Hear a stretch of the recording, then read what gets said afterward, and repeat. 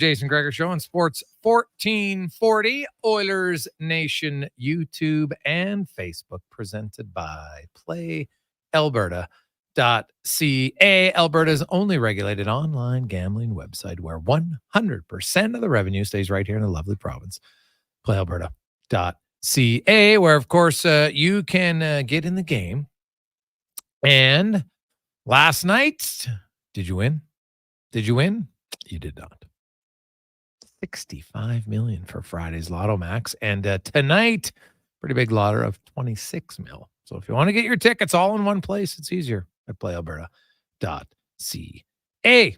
As always, you can get involved. You can text us 833-401-1440. 833-401-1440 in our inbox. I'm Jason Gregor alongside Declan Kruger. Donovan Paulson is running things online at Oilers Nation, YouTube, and Facebook. So talk nicely to him in the chat over there. Also, today on the show, it's Who Is It Wednesday. Special guest today. He probably has one of the best celebrity doppelgangers that I've ever seen. Of course, minor pro into the NHL for over a decade. Not bad, right? As a collegiate career. And one time, the team he was with folded. So we'll see if you can uncover that for Who Is It Wednesday. It's coming up at 3 o'clock today. Should be a lot of fun. Also on the program today, we'll talk some hockey as always. We're going to talk a little MLB. Lou Pote, of course, a former Edmonton Trapper, former Major League Baseball player who, after his playing career was over, moved into Sherwood Park. Well, how about this? His son drafted yesterday. We'll talk about that. So dad, of course, major leaguer, former Edmonton Trapper, and now sees his son get that thrill of a lifetime to get drafted. Now in Major League Baseball, we all know, just like in hockey, and like drafting it's a great recognition for what you've done to that point, and now it probably gets a little bit harder. So dad would know. Paul Sir will be by. Ben Pope, as we continue our NHL preview, will stop in Chicago. How much better is Connor Bedard and the Blackhawks going to be this season? They've gone out. They made some moves. A lot of people feel that they'll be better. We'll see. They're definitely spending a little bit more, which can help. Not always, but usually, they went out. They got Tyler Bertuzzi, Teuvo Teravainen, who was with them originally. Draft pick of theirs. He signs as a free agent. So they've got Pat Maroon, of course, who has lots of Stanley Cup experience. So they will try to surround Connor Bedard with more guys with NHL experience, which is never a bad thing. They brought in Alex Martinez, TJ Brody on the back end. So we'll see. We'll see how much better they potentially are. Also, Lauren Brossoit, free agent signing and goal. So they went out, they spent a lot. Now, keep in mind, they'll get Taylor Hall back. He didn't play very much last season for them. So the Hawks should be better, which isn't saying a lot considering where they finished. And I'm curious, do they want to be that much better? Right? That to me would be my question. If you gave them truth serum, and considering that Connor Bedard was really, if you want to say Kevin Korchinski, okay, but Connor Bedard was really only the second draft pick of Chicago as far as them trying to turn things around, right? They had Korchinski because before Korchinski, they didn't have a first round pick in 2021. They took Lucas Reichel 17th in 2020. That wasn't the rebuild. So really, you've got Kevin Korchinski. I guess Frank Nazar, right? You had two first rounders, 7th and 12th, 13th. It was, right? But then you get Bedard. They also had Oliver Moore, right? And then this year they get the young defenseman. So I don't know if it's enough yet. If you look at Crosby, right? There was Fleury. And Whitney was a top 5 pick who they traded to get Kunitz. And then there was Fleury, and then, Crosby and Malkin and Stahl. Right? Go through the orders. Nugent Hopkins, Hall, Draisaitl, Nurse, McDavid, Bouchard. Oh, we don't need to continue. You know, Oiler fans, what it was like. I just don't know if Chicago's had enough if they want to really rebuild. So their team, they want to improve, but they don't want to improve enough. At least for me. I don't think that would be if they all of a sudden, are missing the playoffs and they improve and they draft 10th. I'm not necessarily sold that's the best thing for them, because it's not like they've got a lot of Band-Aid players, veteran guys, 1 year, 2 year deals, smart, but they're not going to be building around Connor Bedard because of that. So I'll be curious. We'll go to Chicago and get our thoughts on that. Spec will be by. Coming up, by the way, we are now 9 days away from the Olympics. I can't wait. So we'll the Olympics, and we're going to talk to the youngest member of Canada's Paralympic swimming team on the show tomorrow. 16 years of age, absolutely killing it. So we'll get to that. Also, we will talk a little golf, because, of course, the Open Championship begins tomorrow. Now, Rory McIlroy, despite 2 horrific missed putts on holes 16 and 18 at the last major, which cost him the tournament, he still had a really good season this year. And he's actually, I think he's finished in the top 5 multiple times here at recent majors. Like, he's done everything but win, which obviously is the goal. So will Rory overcome puttitis, if that's even a thing? Because the second one was in his head. We all saw it. Right now, that's for schmucks like me on the golf course, where you can't let go of a previous miss. You're Rory McIlroy. You should be able to do it. So we'll talk about that today and tomorrow on the program. Also, last night, the AL continues to dominate the National League when it comes to the All-Star game. Like, they just win all the time now. And really, if you looked at it this season, I don't think anybody was going to be surprised when you consider just the overall records. And I know that this is All-Star game and it's supposed to be the best players, understand it. But right now, there's no doubt that the AL is better. It's got better teams. Now, I look at the Phillies and the Dodgers specifically, and I say, hey, could those 2 teams win the World Series? Yeah, I think so. The Brewers, maybe. They really limped their way into the All-Star break. But the AL right now just has much more competitive teams overall. You look at the in the NL, you've got teams that are battling for the wild card that are barely 500 teams. So I guess we shouldn't be shocked. Although when you get that 3-run dinger from Ohtani, you're thinking, hey, maybe this is the year. But alas, another year passes and they are unable to win a game at the World Series. I wonder, we could do a bet right now, Declan. When's the next time the NL is going to win the All-Star game? I'll throw it 2 years from now. 2 years? Yeah, I can live with that. Okay. That's probably pretty good money coming back my way. So I'll say 2 years from now. All right. Hey, guys, I got a question for you. Are you convinced Nashville's as good as everyone's saying? Playoff team, sure, but they lack centers. Who's getting the puck to all these new goal scorers? Lance. Hey, Lance, you and I are on the same page. I know everyone's like, Nashville won free agency. Okay, sure. I can give them that.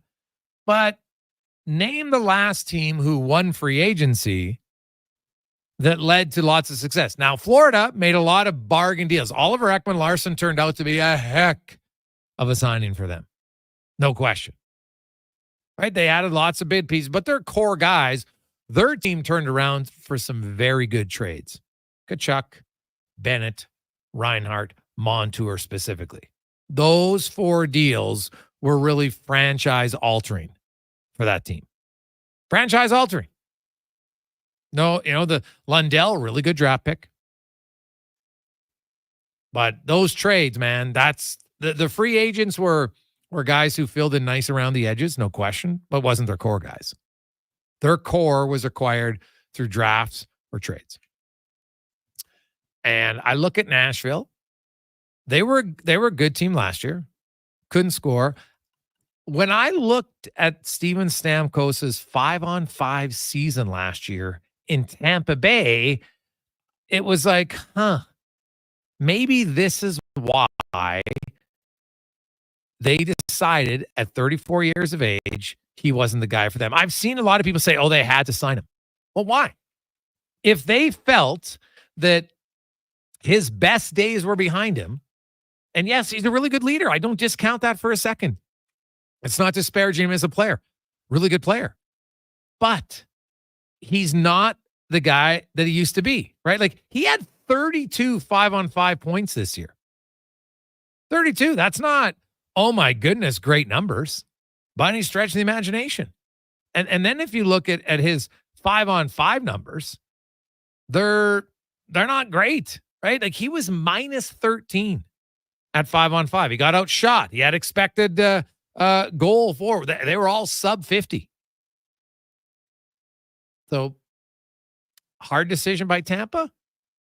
We'll see. I'm sure he's going to be motivated.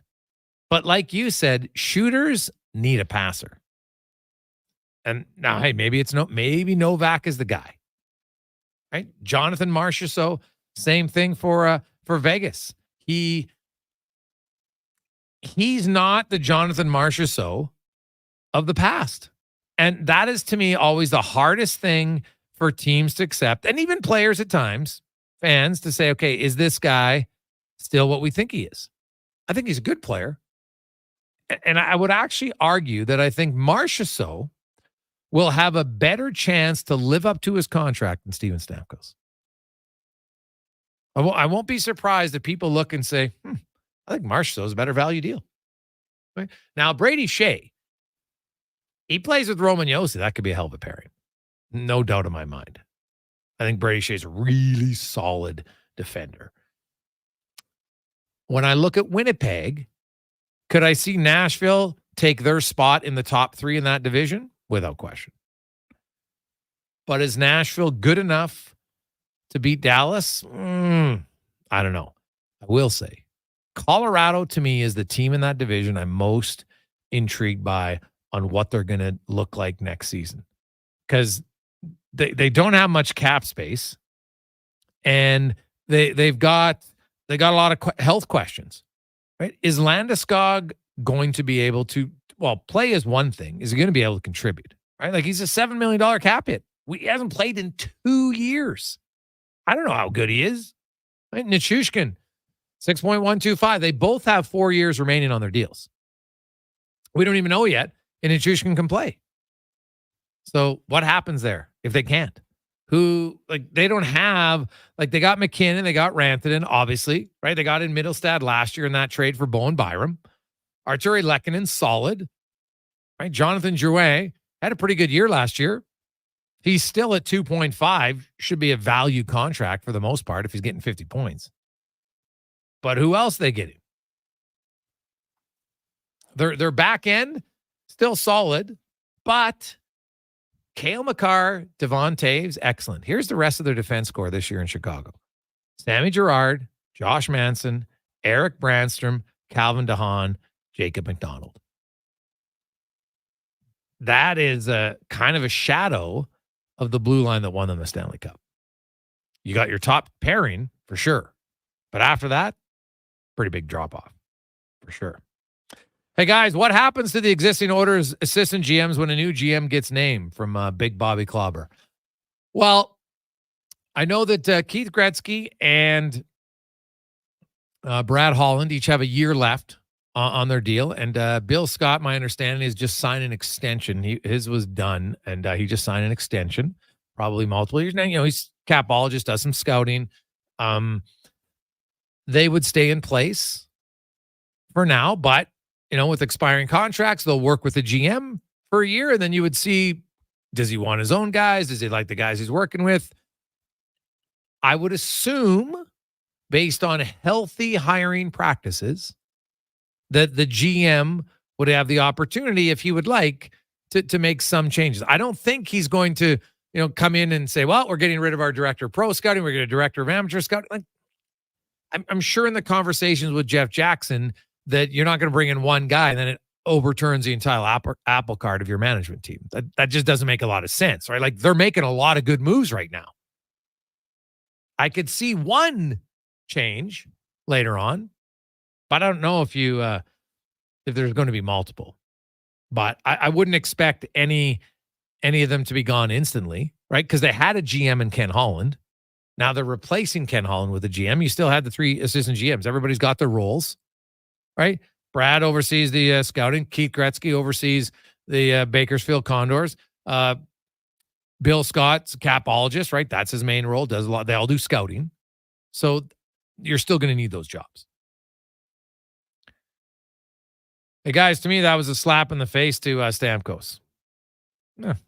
Was it? Does the team owe it to a player to have to sign him? Comes down to the question. Right? I can see the frustration. I totally can. He meant a lot to the organization. But here's the thing. So let's say he goes and finishes his career in Nashville. When his career's over, he'll still be beloved in Tampa Bay. It doesn't erase anything he's done to this point. And in fact, you could argue that if Steven Stamkos has, a slide or he starts to regress in Nashville, that actually probably helps his long-term reputation in Tampa Bay, because it didn't happen in Tampa Bay. And some would say, well, it wouldn't have, and you'll never know. It'll be a great what-if game. So. Hey, guys, Stamkos was so disappointed, and they, quote, tried everything, but I'd like to know how much he was actually willing to bend. If he wasn't willing to accept like $6 million, he wasn't trying hard enough for Muzz. Well, Muzz, there's reports that it was $5 million that he was willing to accept. So I don't think that money was the big issue here. Tampa Bay made a choice that they were going in a different direction. And they ultimately chose that they felt Jake Gensel and McDonough were going to give them more than Sergachev and Stamkos. Well, and we should even mention Moser, because obviously Moser's part of that trade for Sergachev. Now, maybe they know something about Sergachev coming back from his injury. Maybe he's never going to be the same. I have no idea. But at the very least, you can say they're not afraid to be bold at all. Not afraid to be bold. 2:19, Jason Gregor, Declan Kruger with you. We'll take a quick break. When we come back, we'll talk Major League Baseball, the Edmonton Trappers, father in the majors. Now his son gets drafted. Pretty fun day for the Pote family. We'll talk about it next on the Gregor Show, presented by PlayAlberta.ca. Christensen Communities, the name in active adult living. Enjoy retirement living without compromise. At Christensen, we understand that each lifestyle is unique. We are committed to providing choice through optional dining, personal services, recreation programs, and care plans to suit your current and future needs. Enjoy maintenance-free living and build new friendships in a safe, independent community. Large suites with full kitchens and in-suite laundry, on-site amenities, and so much more. Find out more today about our communities across the province at cdlhomes.com. Japa Machinery Group knows that XCMG may not roll off the tongue, but Japa's team will help keep your construction jobs rolling on time and on budget with heavy equipment sales and rentals. Visit japamachinery.com to find out more. You don't work for GMC, but it's kind of like you do, because you pay what we pay. GMC employee pricing is on now on all 2024 GMC Sierra half tons and Hummers. Oh, but at Wolf GMC Buick, it's even better. Get GMC employee pricing on every in-stock 2024 GMC. If it's new and a 2024 and it has that beautiful GMC logo on it, then it's GMC employee priced. Pay what we pay, but only until July 25th. Get into Wolf GMC Buick now and see the over 200 GMCs in stock. Albatross Roofing and Construction is hiring experienced flat roofers and sheet metal fabricators and installers in Edmonton. Must have SBS modified bitumen experience and valid CSTS certification. Enjoy top wages, benefits, and career growth. Apply at roofingalbatross.ca. Join their expert team today. I'm Colin Livingston, president of Cantork. Since 2016, we've been at the forefront of hydraulic torque wrenches in Canada. I'm delighted to share our latest venture, in-house production for quicker turnaround, superior quality, and heightened versatility. Experience excellence at cantorque.com. What's cracking at Cattail Crossing? Every Friday after 4 p.m., it's 9 and Dine Fridays. Includes golf for two with a power cart at Cattail Crossing and a $50 food voucher at Out of Bounds Restaurant. Only $119.99. Tea times can be booked at cattailcrossing.ca. The job isn't done until the last load is hauled, and having a semi-trailer out of commission is not an option. Whether replacing or adding to your convoy, Edmonton Trailer has a huge inventory of new and used semi-trailers, trusted by the gravel, logging, oil field, fluids, and freight industries. Find a trailer right for you online or at one of their 3 locations. For sales, service, parts, rental, and finance, when you're in it for the long haul, Edmonton Trailer. CW Eves Troughing is busy. That's why they're looking for experienced troughers to run one of their trucks. To get paid top rates, contact CW Eves Troughing at 780-435-1492 or email info@cweves.com. Be melon jolly, not melancholy. Summer is ripe for fun, and some Booster Juice bestsellers are back in season. Watermelon smoothies, including the refreshing Watermelon Wave, a berry burst of strawberries, raspberries, pomegranate, and vanilla frozen yogurt. And fan favorites, Watermelon Explosion, a refreshing burst of bananas, mangoes, and pineapple, both made with watermelon sorbet and probiotic yogurt. All of the watermelon, none of the seeds. Visit a Booster Juice near you today or download the Booster Rewards app.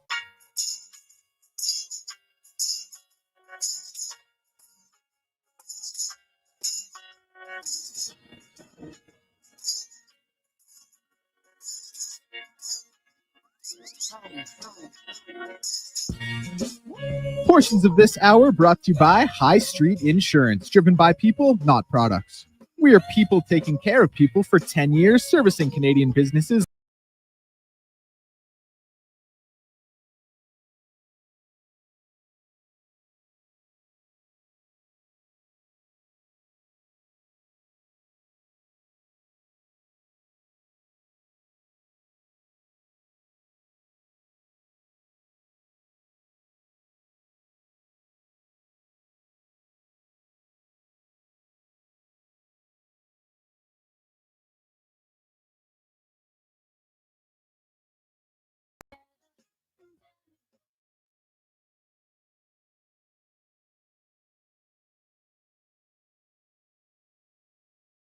Of the hot. Well, this is the place for you. I guess it's like ideal baseball weather, I would think, as we get to our MLB report brought to you by Legacy Heating and Cooling. Home with no payments, no interest for 1 year on your AC unit. Stay cool all summer long. Now's the time you need it. LegacyHeating.ca. And we are joined now by, of course, former member of the Edmonton Trappers. Was here for a bit before he got called up to the majors with the Anaheim Angels, went on to win a World Series with the Angels in 2002. Of course, obviously loved his time in Edmonton, came back, resides in Sherwood Park. And yesterday, I would think a rather big moment, rather proud dad moment, as his son Owen was drafted by the Cincinnati Reds. We are joined by Lou Pote. Lou, welcome to the show, man. How you doing? Doing good, man. Thanks for having me. Well, Lou, you would know, what it takes to rocket up the through the ranks of Major League Baseball. It's very difficult. There's lots of minor leagues and there's lots of competition and there's I don't know how many rounds in the draft. So I guess kind of take me through this. You were a pitcher. You see your young son Owen. Is it something you always wanted him to do, or was he more so tugging at Dad? I want to do it. Dad, I want to do it. Early on, obviously my guys played baseball, and Owen was one of them. And but for Owen, his journey is a little bit different. He played baseball, and then was a basketball player as well. So he stopped playing baseball at 13U, and then nice. After 13U, he played basketball. So he went on a recruiting visit with my older son, and then came back and said he wanted to get back into baseball. So and that was right 3 years ago. So he was away from the game a little bit, but still active and being an athlete. And just he kind of worked his butt off to get to where he is right now after taking some time off. And it's been pretty cool to see. And obviously with the draft ending yesterday and his name getting called, that was a pretty special day. Oh, I could imagine. And I love the fact that, you know what, because sometimes there's such a focus nowadays on, you got to be in one sport. And oh my goodness, you got to put everything you have into that sport at a young age. And I'm not a big believer in that at all. And so your son at the age of 13 walks away from baseball, doesn't come back for a few years, and you know what, works hard and gets drafted as a pitcher. As a former pitcher, Lou, when you watch him, what do you like? What's his best stuff on the mound? Well, first foremost, I think he's 6'6", he's about 190, 195 pounds. So there's a lot of room for to add some muscle and some weight. He's really athletic on the mound the way he moves. Obviously, looking into a crystal ball, teams, that's what really teams like about him. And his arm's pretty. He's been up to 92. But he's just I think the biggest thing with him is, he hasn't pitched much in the last 10 years, and he's just getting back into it. So there's a lot of obviously he has a good breaking ball, the stuff that you need to for scouts to see. But it's something where there's so much room for to put on weight and strength and all that stuff. And I think that when you look at that and you kind of say, what is this going to look like in 5 years? It's pretty exciting. Lou, you mentioned that he hasn't pitched a lot. And I know that now in minor baseball, youth baseball, they have pitch counts, which I don't know when you grew up if they even had such a thing. And but we do see more kids like they're throwing lots of more curveballs and different things at a younger age. And, we're seeing a lot more arm injuries from pitchers. What's your thoughts on the progression of younger players, throwing not necessarily more, but throwing probably more challenging pitches on their arm? Is that an issue in baseball?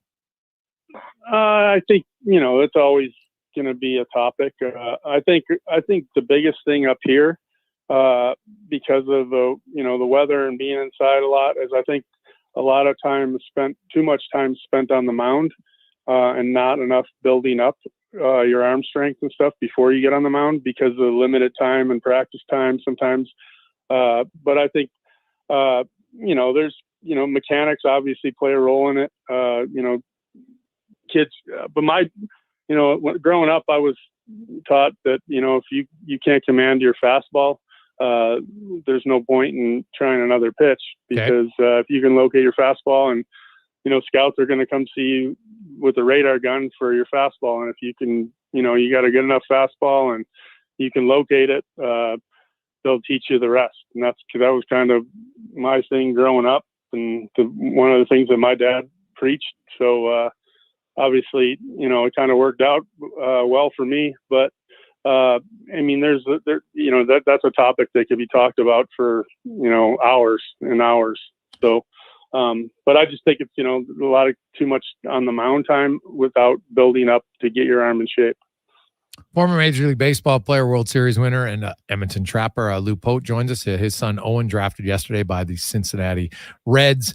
You mentioned, mastering the location on your fastball, Lou, and just I still think hitting a baseball has to be one of the most, if not the most difficult things in pro sports, especially when you get up to the higher levels and you get throwing curveballs and sinkers and everything. It's kind of ridiculous to me. Now, granted, I was not a baseball player, played slow pitch. So maybe it's just because I'm like, there's no chance I can do it. But, mastering the location for younger players, is there a secret? Is there a better way to go about it so you have better control and command at a young age of your fastball?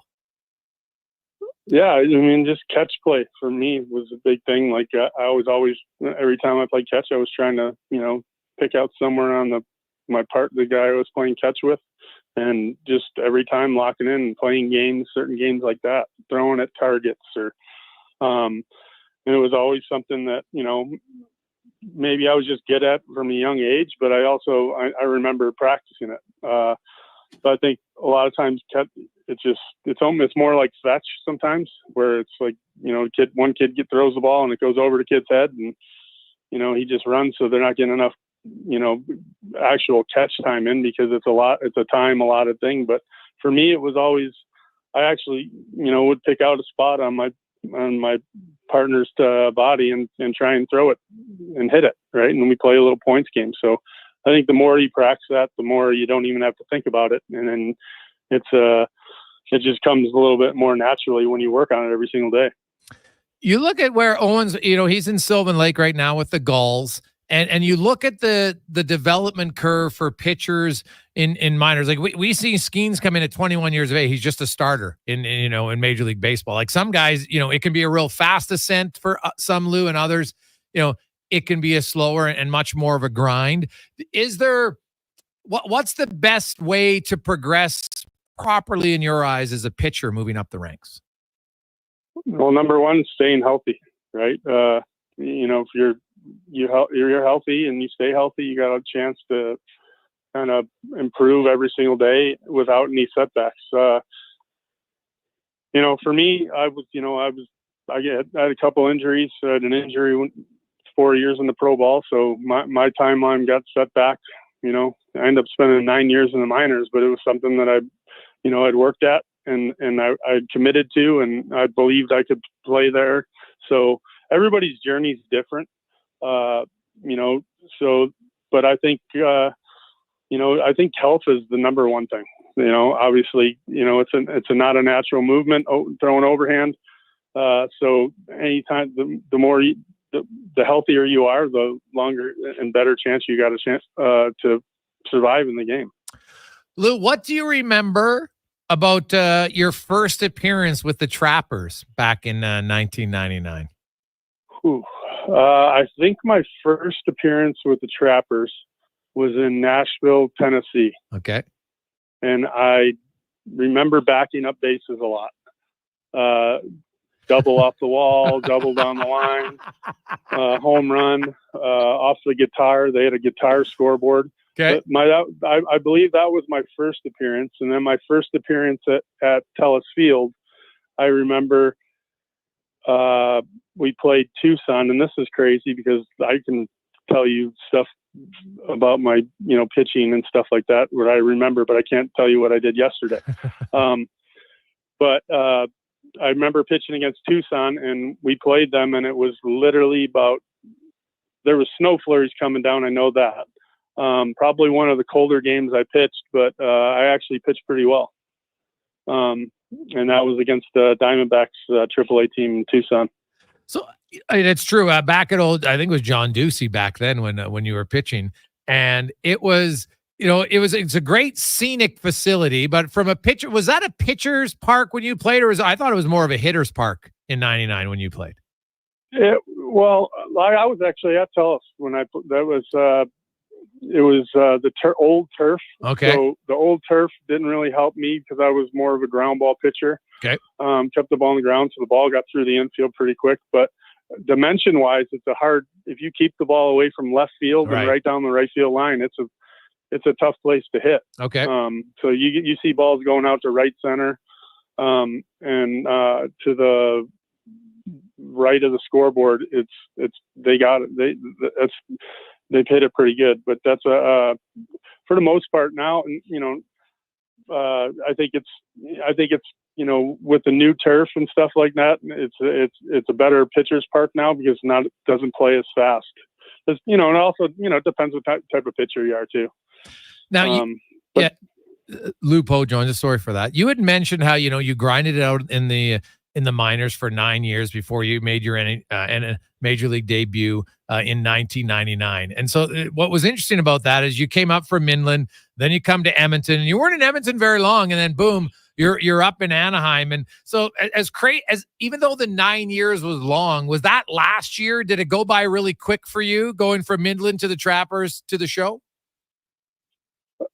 I actually felt like I was in Edmonton, and it just felt like it was going to be another year where I, did pretty good, and then I wasn't going to get called up again because I'd stopped worrying about it, right? Okay. Because it was like 9 years and not happened, or 8 years. But then, we were in Albuquerque, New Mexico when I got to call it. Jack McDowell was, going to they were going to release him, and they needed a pitcher, and they were calling me up, and it was, one of the best days of, for my baseball career, obviously, and dream come true. But it was, I was just kind of plugging along in Edmonton and, enjoying having a pretty good season, and was excited to finish the year there and see where the next year took me. And then, the unexpected came for me. So it wasn't something that I actually looked at, and was, waiting for, because it hadn't happened before in my career. So, but, I had a great time in Edmonton, and obviously, living here, and then, my kids, raising my kids and stuff in the Edmonton area. And it's been a great journey for me. Lou Pote. So Lou, is your wife from here? Is that why you Park. Yeah. So that's why you met her when you were playing for the Trappers, I assume? Yep. Okay. And then you decided to come back to Edmonton. You ended up you played, for the Hanshin Tigers and the 7-Eleven Lions for a brief time after that. Yeah. It's quite the name of a team, by the way. But when you played for the Tigers and then even the Lions, just like baseball at different levels is so unique for me. We see it now in some of the minor leagues, like there's so much promotion to get people involved, but how was the quality of ball when you went to the Tigers, and what was kind of your mindset in those later years of your career? Oh, in Japan, the quality of ball was really good. I mean, it was like, I was quite surprised. You always hear there's going to be, the baseball is really good there, but then just I was surprised that, the tough outs, guys, they're not striking, they're not hard to strike Japanese hitters out. And I didn't pitch very well there. So obviously it was a tougher league for me than probably the big leagues. But Japan, there's so many good baseball players over there. The fans are crazy, packed, and it's like going to a concert every single game. They're singing, they're chanting, they got horns and flags, and just a different environment from what we're used to over here. And then the Lion, in Taiwan, when I played in Taiwan with the Lions, it was just the talent wasn't as good. It was more suited for me at the time in my career. Okay. But mindset going over to Japan was go over there for 1 year. Have a good year, maybe, put myself in a good position to, make a lot of money over there. Obviously I didn't pitch very well there, but it was, and then it was, come back to the States and try and get back to the major leagues. So that's kind of the goal all the time until you kind of understand that, your window is, you ran out of time. But, getting to play 20 seasons professionally was, more than I ever expected. So, looking back on it, it's something I'm very proud of. Oh God. Yeah. It's amazing careers. Lou Pote joins us. His son, Owen, drafted yesterday by the Cincinnati Reds. Being a relief pitcher, and a starter, but a relief pitcher for much of your career. I want to ask you, we see it in baseball from year to year. It seems to be one of the most volatile positions. You see a guy have a great year and you're like, oh, and then the next year he comes into camp and he can't get guys out. Why is the middle reliever such a difficult position to maintain success in year after year? I don't know. I mean, I think for in my situation, I got a couple starts. I think you don't know your role. Might be a little bit you could be in a blowout game, you could be in a tight game, depending on the starter. I mean, it's a lot easier to pitch in a role when let's say it's a tying run on second base. That's my job. I got to be ready to do that. Okay. But I think I always looked at it as being versatile, being able to do many things. I mean, my first year I got called up, I was basically just thrown into the bullpen. And then the last month and a half of the season, I was the closer because our closer, Troy Percival, got hurt. Right. But then I got to start. I got a chance to be the closer for a little bit. So I think versatility maybe hurt me a little bit, where I never got stuck in a role, right? Where like maybe I thought I should be. But your job is to get guys out, and however for the team, and however you do that, and however long you can do that, obviously, the better off you're going to be. So I just I wanted to pitch every day, and if I was ready to pitch every day, and that's something that I took pride in. One last one for you, Lou. Going full circle with Owen, big day yesterday. Gets drafted by the Cincinnati Reds. Having gone through that process, what's kind of the next step? What do you see unfolding for Owen here down the road? I don't know. Like I know it's and one thing that me and Aaron we've always said is this is your journey. It's your career, your life, right? Yeah. So we're here to help you along the way, and something that if he if it's where he wants to sign, or is given the chance to sign, it's kind of up in the air right now. So if that's what he wants to do, then we're going to support him, and if he wants to go to school, then go to school, and hopefully being able to play pro ball when he's ready. So everybody's journey is different, and ultimately when you think you're ready to go. So that's something as a parent that make their own decisions and give it 100% whatever you do. Well, Lou, congratulations to you and Owen, your entire family. I'm sure a huge day, and obviously, as you mentioned, still lots of decisions to be made on what the next step is. So it just shows your hard work. Owen's hard work has been recognized, which is a big thing sometimes. So enjoy that, and thanks for talking a little bit about your career as well. We really appreciate your time. All right, thanks for having me. That is Lou Pote, former Edmonton Trapper, of course, won a World Series with the Angels. He also was a guy who got the mild-mannered Edgar Martinez riled up one time, charged the mound. The only time in his career he charged the mound. Now, I talked to Lou many years ago. That's why I didn't ask him that question again, but I asked him that. It's kind of funny. He goes, I was a little surprised, but it's sometimes when a guy just feels like maybe someone's been taken advantage of in the past, and then it just happened to be him on the mound that day for Edgar Martinez. The only time in his career he ever charged the mound. 2:43. This is Jason Gregor Show on Sports 1440, Oilers Nation, YouTube, and Facebook. There was a few other local guys. We'll mention them when we return. We're getting closer.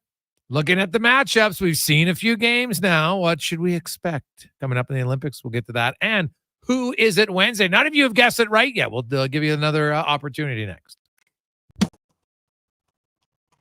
Hey, it's Brad McCory here from St. Albert Dodge. I'm here to say you do not want to miss our final clear out of classic Ram 1500 trucks. It really is your last chance to drive a brand new Ram truck off the lot with 25% off. When these are gone, they're gone. Or how about a Jeep Wrangler with up to $7,500 in savings and 0% financing on every model? Come see how we earn our industry-leading 4.6 Google review rating. You're going to love how easy it is to do business at St. Albert Dodge.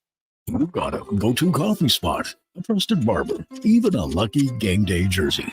But when it's about looking your absolute best, there's only one name you need. Mr. Dirk. Family run since 1939. We're experts in crafting impeccable tailor-made suits and offering a wide variety of everyday styles. Pair that with personalized one-on-one fittings and the convenience of on-site tailoring. Mr. Dirk elevates your style game. Visit our Edmonton store or explore MrDirk.com. Score big on style with Mr. Dirk. Move Water is your one-stop shop for all things water. From freshwater to wastewater, we've got the pumps and solutions to keep your water moving where it matters most. Move Water, your water solution experts. Visit movewater.ca today. Now, all sizes of premium roast coffee at McDonald's have a new low price starting at $1 plus tax for a small. It's great if you love great tasting coffee.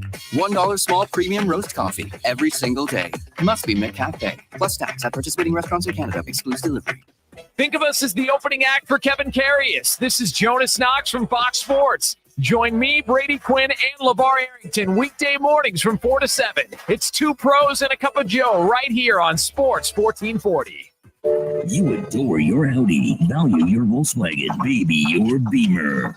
But some of that love fades when repairs take several days and tons of cash for the dealership to do their magic. Let Cochran's Automotive rekindle the flame.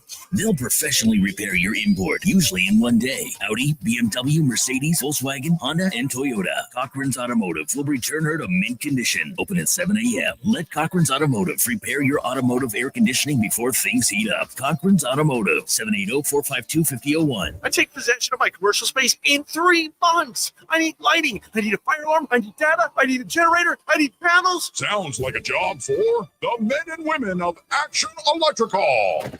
Projects team reporting. We design, build, and construct all the electrical systems for your projects. Need everything to work right? Get the Action Electrical project team on your site. Facing an electrical menace? Call the men and women of Action. Operating throughout Alberta at actionelectrical.net.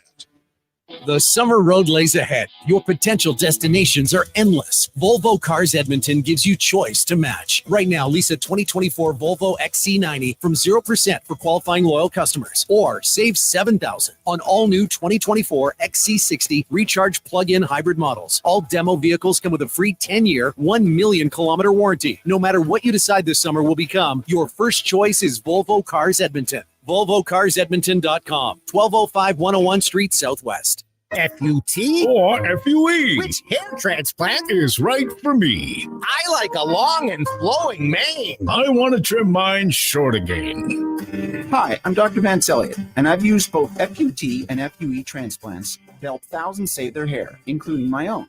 Choosing the right one depends on how your hair looks now and how you plan to wear it in the future. I can help match you with the right procedure to create the most natural results. Visit drvanceelliott.com today.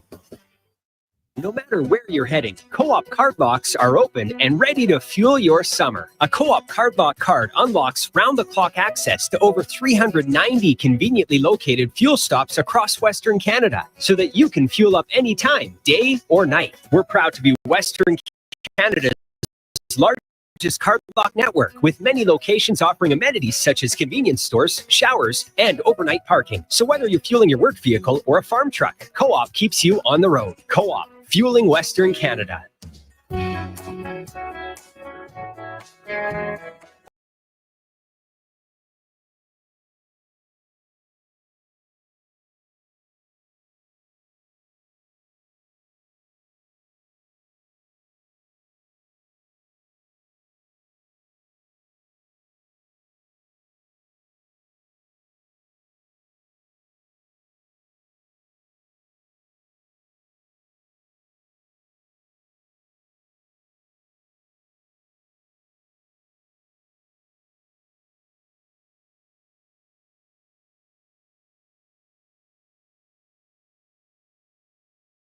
Party Orders Nation, YouTube and Facebook. The con man is away on holidays, but well deserved. He'll be back in later this month is when the C-man will return.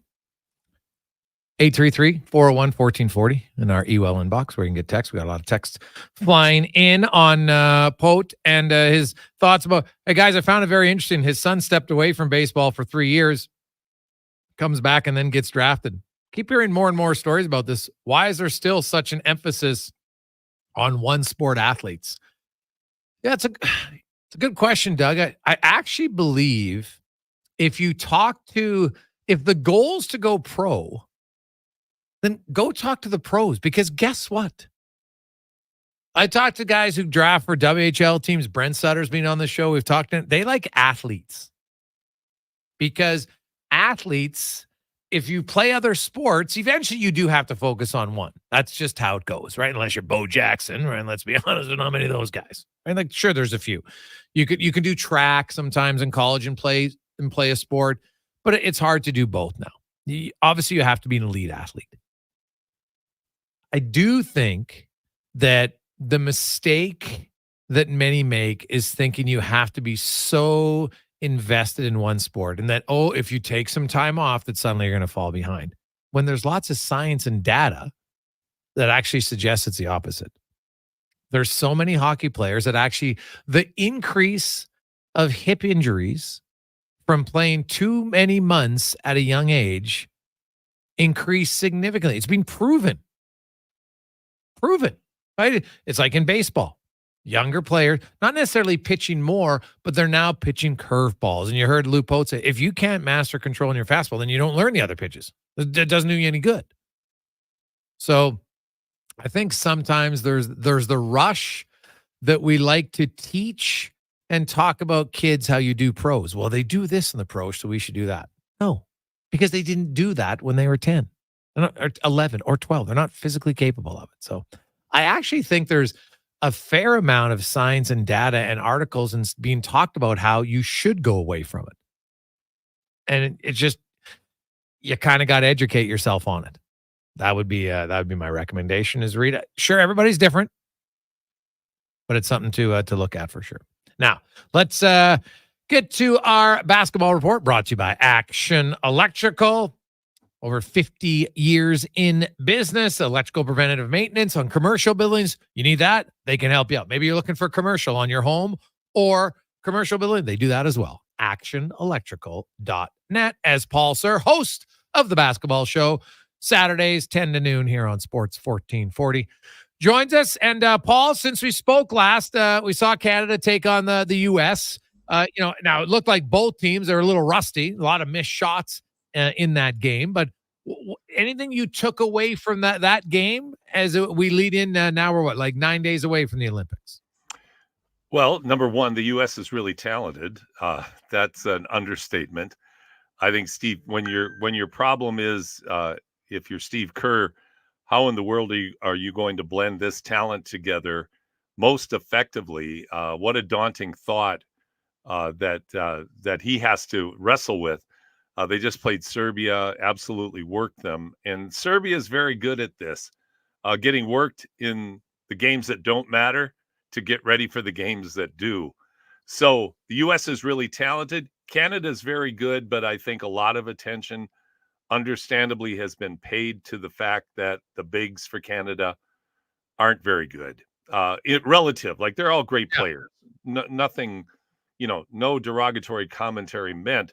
But they're just not big enough and good enough at the level here. So Jordi Fernandez is going to have to come up with schemes that minimizes their deficiencies in that particular area. But Canada's very good. They have one of the best players in the world in Shai Gilgeous-Alexander. They've got Dylan Brooks, Jamal Murray, and a supporting cast of very, very good players. So they'll be in the thick of it. But there's a lot of other teams that will be in the thick of it as well. Yes, 100%. Now, the bigs is one thing where, hey, every team might have a weakness. Maybe not the men's that from the United States. They got pretty obviously all-stars at every position. But a lot of the other nations, Paul, are going to have a weakness at a certain area of their game. And then it's just going to be up to matchups potentially and how they're able to exploit that. 100%. That you're right. And maybe the weakness that you can point to is something I indicated in my opening remarks, Jason, is what do you do with all that talent? Like what the weakness might be, how do you blend? Who do you focus on? Do you just run lines through because they're so good and roll over everybody? Or are you going to get in hotly contested matches where the other team is able to slow the Americans down a bit and it becomes a half-court game? But you're right. It'll all come down to matchups. It's no different than the NBA or NCAA regular seasons. Certain matchups are going to favor certain teams. When you look at the pool that Canada's in, Paul, it looks fairly daunting, but it's the Olympics. Like I didn't think there'd be an easy pool per se. What do you make of their pool in the matchups? They have a tough pool. When you're going up against Australia, who's been very good. Spain has a great history. I mean, those are really, really good teams that you're going to be playing against, but we'll see. You got to win games. Like you said, there's no weak sisters here. I mean, maybe you could point to a team like South Sudan, who is making an inaugural appearance in the Olympics, but even they are very athletic and very, very talented. So there's no easy games for any teams in the Olympics. And if Canada is ready, they can play with anybody. And on any given night, they can beat anybody. So, we all like Canada's chances going into this. They have 24 years of not being in the Olympics, I think that works against them a bit, along with the bigs, as just not having that experience of FIBA basketball, which is, we've talked about this before, Jason. This is a different animal. I liken the NBA to WWE. It's built for entertainment because of the defensive 3 seconds, the way you have to stay close to the man you're guarding, like all these little things that open the middle up for scorers like Luka Doncic to be able to score at will. That goes away in FIBA. Like when you look at France, Wembanyama and Rudy Gobert able to park in the paint if they want to, that's a whole different dynamic. The U.S. is going to have to play differently. Everybody's going to have to play differently. So it's going to be a real exciting Olympics in the men's side because there are so many good teams capable of medaling. Now, what about on the women's side? How's their bracket? Well, it's not bad. I think the big question mark, the women are a big question mark. They don't have their players yet, which is unfortunate, but they're arriving as we speak. So they get Bridget Carlton, they get Kia Nurse, they get Aaliyah Edwards. That's going to strengthen them tremendously. But I think, Jason, the big question with the women's Canada team is they have a lot of talent. They just don't have right now what someone would look at and say, there's our dog. There's our player that we know can get us 25 to 30, like Gilgeous Alexander. Down the stretch, they're going to be a score by committee team. That has upsides. It also has big downsides, particularly in a FIBA environment. So I think that's their biggest challenge right now. So again, do they have the talent to be in contention for a medal? Yes. Do they also have the ability to not get to the quarterfinals? Yes. That's Victor, their coach, is going to have to do a really good job, and he's a fantastic coach. So lots of confidence that they're going to get to the quarterfinals and battle their way into medal contention.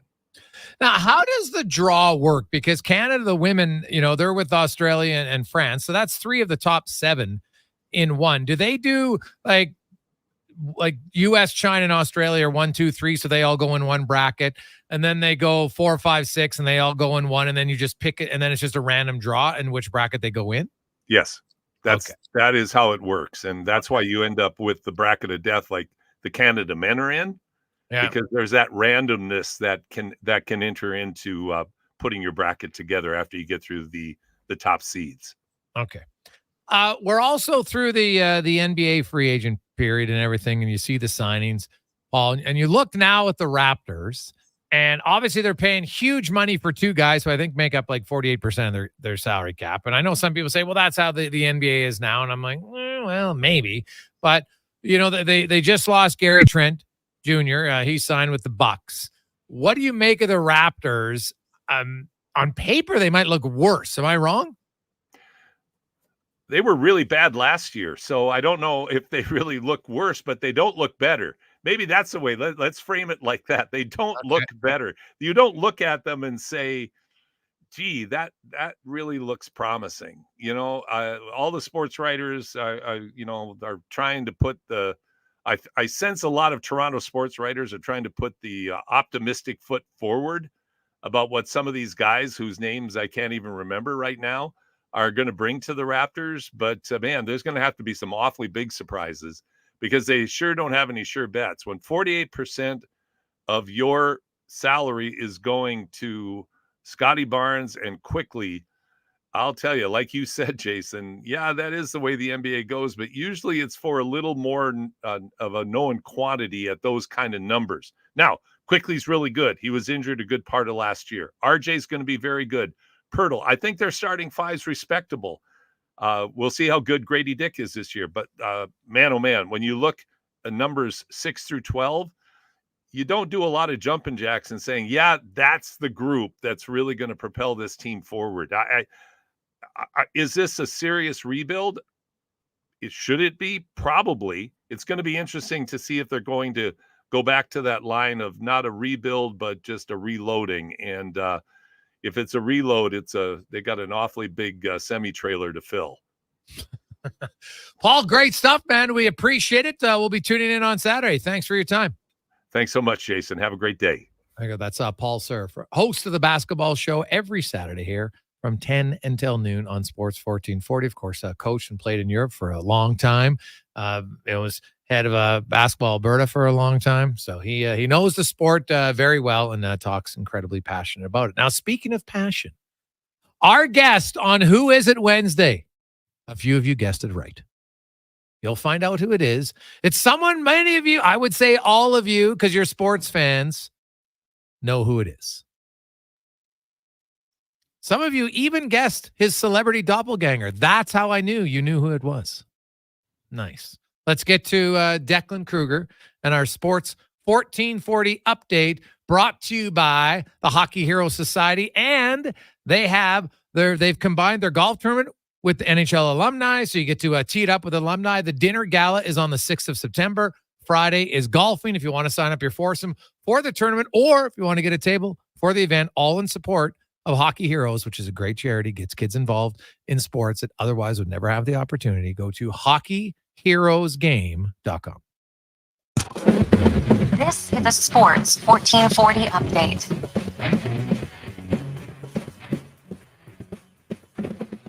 And for your Sports 1440 update, we start in the NHL, where Evgeny Kuznetsov has been placed on unconditional waivers for the purpose of terminating his NHL contract. Kuznetsov is owed $6 million of his $8 million salary in the final season of his $64.2 million 7-year deal originally signed in 2017. WNBA action tonight, one game in the league. The Indiana Fever take on the Dallas Wings. Tip off for that one at 5:30. The one game earlier today saw the Atlanta Dream fall to the Minnesota Lynx 86-79. Open Championship gets going at 11:35 our time tonight with the first group teeing off. The first Canadian in action will be Nick Taylor at 1:03 a.m. Adam Hadwin will be teeing off at 2:14, and it will be Corey Connors teeing off at 5:20 a.m. our time. News out of the NFL as the Denver Broncos have signed guard Quinn Minez to an extension. Quinn Minez started 39 games since being selected out of Wisconsin in the third round of the 2021 NFL Draft and will sign a 4-year, $80 million contract extension. Other news around the sporting world as a federal judge has denied Jonte Porter, who is currently banned from the NBA, from playing in Greece at this current time. In hour 3 of the Jason Gregor Show, we'll be joined by our Who Is It Wednesday guest. I'm Declan Kruger, and this has been a Sports 1440 update. Sports 1440, a Stingray radio station broadcasting on Treaty 6 territory. Download the free iHeartRadio app and listen to CKJR wherever you go. Rule number 12, not spending the afternoon tubing on the Pembina? Next, you'll tell us you don't wear flannel. Summer in Alberta has its own set of rules. And if you're looking to add a little extra fun, Play Alberta has it all. Use promo code SUMMER to snag a $50 casino bonus for casino, instance, and live dealer with your next deposit. Get ready for promotions throughout the summer to help you make the most of those sunny Alberta days, because we all know they don't last long enough. Bonus terms and conditions apply. The Brick's Big Block Party is back with incredible pricing on items in every department. Find up to 25% off dining and bedroom packages, up to 40% off mattresses, and up to $840 off sectionals and sofas. Also, from Thursday to Monday, shop our fantastic specialty 5-day deals and find everything you need to outfit your home this summer. Plus, on Saturday, July 20th, enjoy free pop and all beef hot dogs, specialty sales, and family fun activities. Some exclusions apply. See in-store for details. The Brick, saving you more. The Toronto Blue Jays are on Sports 1440. Every weekend, catch all the action with play-by-play announcer Ben Schulman. The Blue Jays, this Saturday and Sunday on Sports 1440. Edmonton's home for all things sports. Are you an expert in flat roofing or sheet metal fabrication and installation? Albatross Roofing and Construction wants to hire you. Candidates must have SBS modified bitumen experience and valid CSTS certification. Enjoy excellent wages, benefits, and career progression. Submit your application at roofingalbatross.ca today. Hey, sports fans, we've got a clear choice for you. At Crystal Glass, we provide customers with the perfect glass for any job. From home to auto and even commercial, installation or repairs, we're your team. Call 310-GLASS or visit crystalglass.ca. Crystal Glass. Hey, Leduc, it's me, Grant Fedor from Leading Edge Physiotherapy. What you might not know is that I started practicing physio here in Leduc more than 23 years ago. In those years since, I haven't forgotten the kind and welcoming people that trusted me then. It feels great to be back, but But I know we have to live up to our promise, and that's to live up to our name. This means bringing a leading edge focus on our environments, technology, communities, and the people who will care for you, like Graham Raymond and Amanda McIsaac, two locals who want to make a difference in your life. We're now open in Leduc. Learn more about us at leadingedgephysio.com. Mr. Rooter sends his daughter to university. You're sure you don't want to go to plumbing school? No, Dad.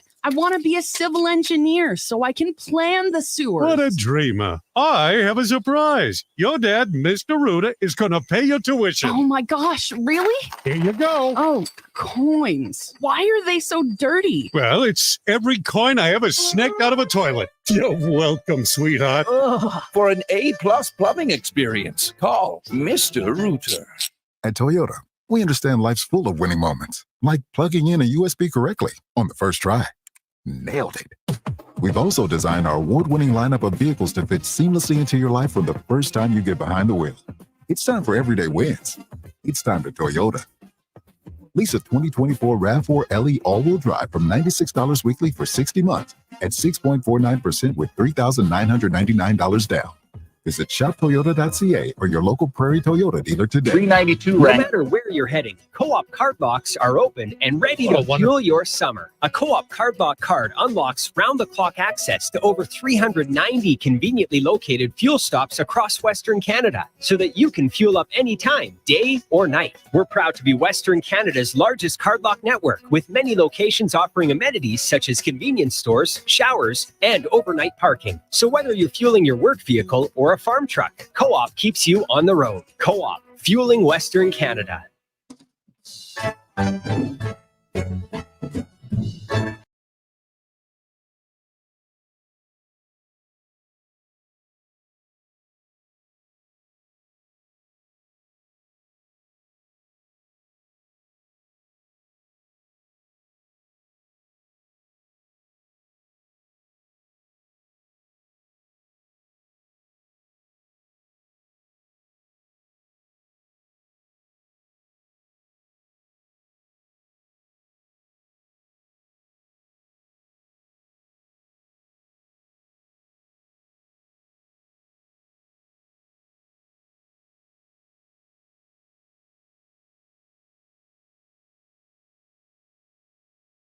Orders Nation YouTube and Facebook is always presented by playalberta.ca. It's summertime. Use the promo code SUMMER. Pretty simple, pretty consistent, and you'll get a free $50 casino play at playalberta.ca. It is Who Is It Wednesday, and on Who Is It Wednesday, we always like to get people in the sporting world, players.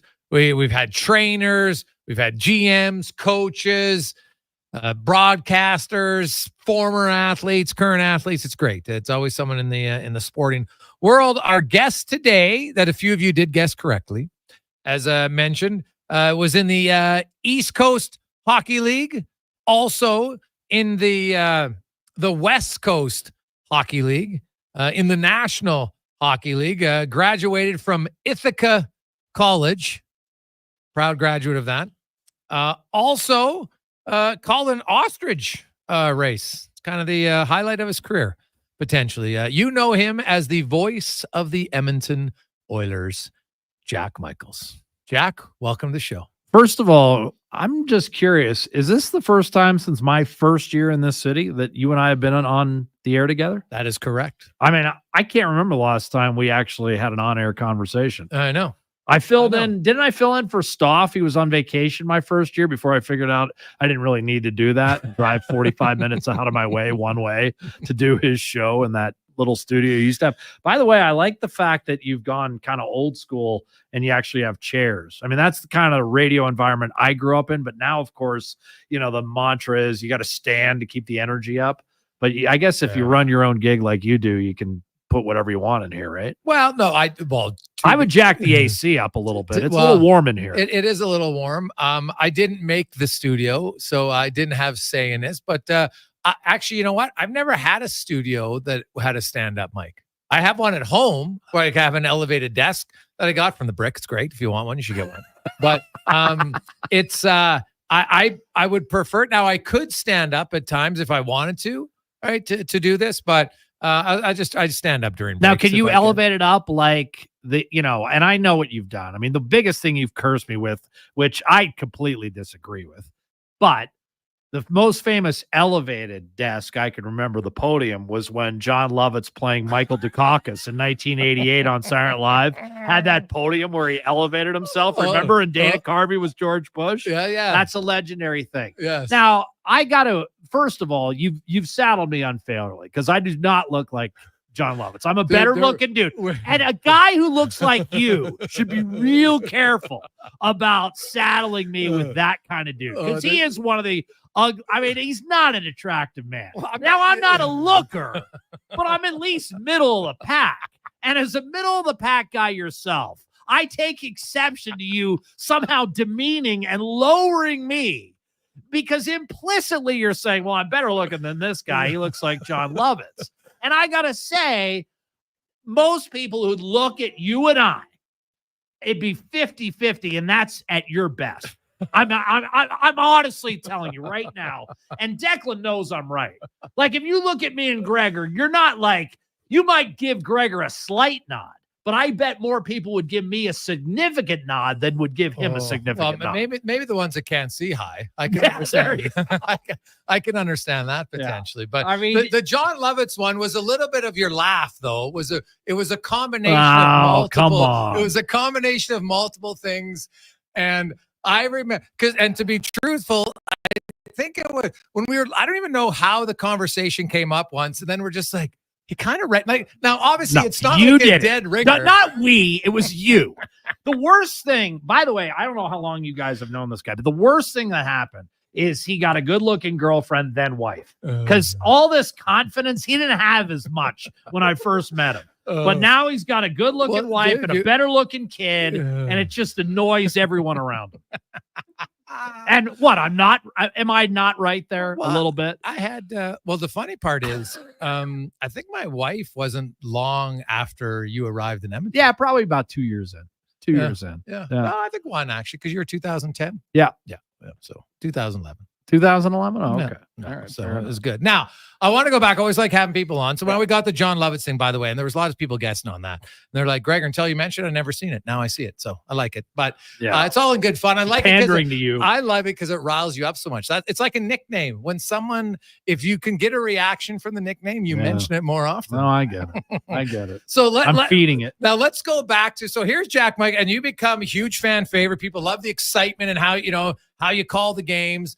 But the funny part is, like, you never skated. Like, it's not like you were a passionate hockey guy. You're just like, I liked hockey. Yeah, but I didn't play it. Yeah, but you never you in fact can't skate. Oh, correct. In fact, and the amazing thing is, and you'd have to really dig deep, but I believe it was the 1981 Meadville Tribune has a picture of me skating with a chair as part of the Learn to Skate Crawford County program. And that is the only recorded evidence of me being on the ice. I remember my first date was, I believe, in 5th, maybe 6th grade. It was Leslie Dragosavic, and I've told the story a number of times. And she was like, well, why don't we go ice skating? And I said, yeah, sure. And then my dad was like, how are you going to go on an ice skating date? You don't know how to skate.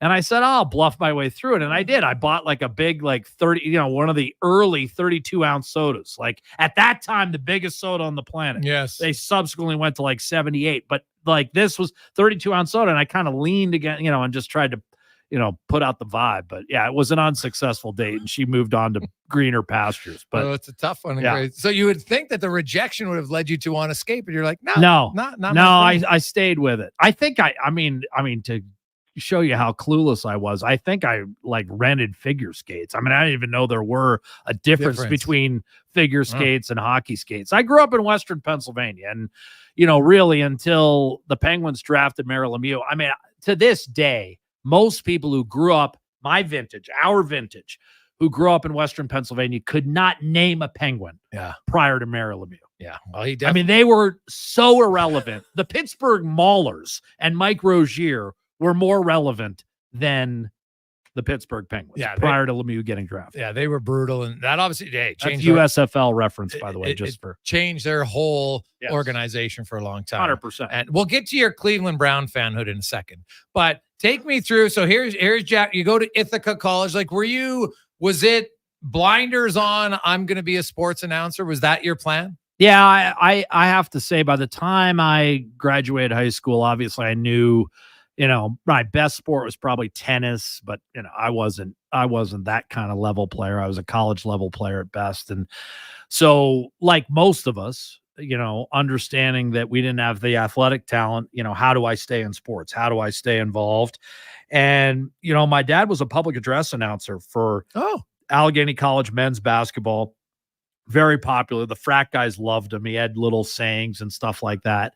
And, loath as I was to admit it at the time, I obviously had some admiration for, the fact that people recognized him and would imitate him. Yeah. And you do silly stuff like the morning announcements in high school, and you get a certain comfort level, not necessarily public speaking, but speaking in front of a microphone. And there are massive differences between the two. I think you'd probably concur. It is a different animal when you're speaking in front of 5,000 live people as opposed to chatting the way you and I are right now, even though the audience might be much larger. Might be, I might add, but in any event, it was one of those scenarios where I wanted to get on the air. I was lucky enough to get, an FM sportscast right off the hop. The problem was it was 6 a.m. on Saturday and Sunday. And so a lot of, they gave it to the freshmen. They gave it to the, quote unquote star freshmen. How hungover were you? And so, sometimes I would go directly to. Yeah, I hadn't even gone to bed yet. Yeah, but that's the thing is I got on the air early and I started doing like all kinds of games. Like I've called field hockey. I've called soccer in plus 3 degree weather. I've called, all kinds of, random sports. Club hockey, that was my first real experience. And that was just club hockey, but baseball, basketball, football, lacrosse, like just random sports. And I know you've done lacrosse. So, there's some learning on the fly. But the biggest thing is I was getting reps, right? Yeah. And with each rep, you get much better. I'm sure you remember your first year or two sports. It's kind of painful when you listen back to it. I have the tape of my first broadcast. And it's cringe, right? Oh. No matter, and you probably, and I certainly did too. Like, when I was a junior in college, third year, I would think, oh my gosh, I'm so much better than I was. And then I'd listen to it a year later and be like, oh my God, how am I even on the air? So yeah, I mean, the biggest thing about that school is it gave you a lot of opportunities to do different sports, work in different environments. I mean, obviously the big thing was football. Ithaca had a very competitive football team, Division III, but it was called the Stag Bowl, the Amos Alonzo Stag Bowl. And it was really good football. And, going random places. I did a game once with an unheated press box in New Hampshire, right next to a moose crossing, doing an outdoor game. And it was a playoff game. An outdoor game next to a moose crossing? Yeah, right to a moose crossing. And that was football with an outdoor press box. And it just nearly froze my right foot off. I still feel it in my toes on certain days in the city of Edmonton. But the biggest thing is you learn to deal with it. And I'm sure maybe you use the old Martys and some of the crude technology back then, long before we got into Comrex. We used to literally cut tape in school, right? Absolutely. With the razor blade. Yeah. And that's how you would edit it. When I took my radio broadcast journalism course, you were still editing reel to reel. Yeah. We my first job in the business, we still had cart machines, like the old cart machines. And so, it was great experience, and it was a school that was highly competitive too. You had, when you tried out to be play-by-play voice of the football team, there were 80 guys out there. And really? Oh yeah, there were. Wow. Oh okay. yeah, it was highly competitive. I mean, out of that program, today, voice of Boston College football and basketball, the longtime voice of the Charlotte Bobcats. I mean, I could reel off one after another. Kevin Connors is ESPN Sports Center anchor for the last 10, 15 years. You may be vaguely aware of him. I mean, all those guys were basically within a year or two of me. So it was a highly competitive industry. And the biggest thing is there were enough sports and enough opportunities where you were able to get the work in so that when you came out of school, I mean, you weren't polished, but you were a lot better than you were 4 years prior. Yeah. Jack Michaels joins us. So as a guy who didn't play hockey, you watch it, obviously, Mario, you got interested. in the United States, like football, baseball, basketball are significantly higher. 100%. What led you to make the choice to say, you know what, I'm going hockey? Well, I didn't actually make that choice. I mean, first of all, like, a lot of people ask me, well, what did you do? I mean, the biggest thing for me is it was a way of staying up a little bit later. You'd watch the Penguins play the Patrick Division semifinal or whatever. And then the second game was always Edmonton, Calgary, Edmonton, Winnipeg, whatever it was. It was the 9:30 game on ESPN. And, I'd be like, oh, I'm a big fan, whatever. I kind of sell the idea, oh, I've got to watch this game because I'd want an extra hour or two to stay up, right? Okay. And that's my first, image is, of, it was always, at that time, the Northlands Coliseum. Yeah. You're looking live, Edmonton, in the Smythe Division, whatever it was. And the other thing that got me engaged, of course, is once the Penguins got halfway decent, then you quickly took on the rivalries. And to this day, any Penguin fan will tell you, hate the Flyers.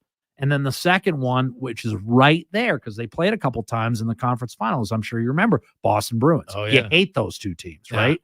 And who was Edmonton playing in the Stanley Cup final every year? So Edmonton quickly became my second necessarily.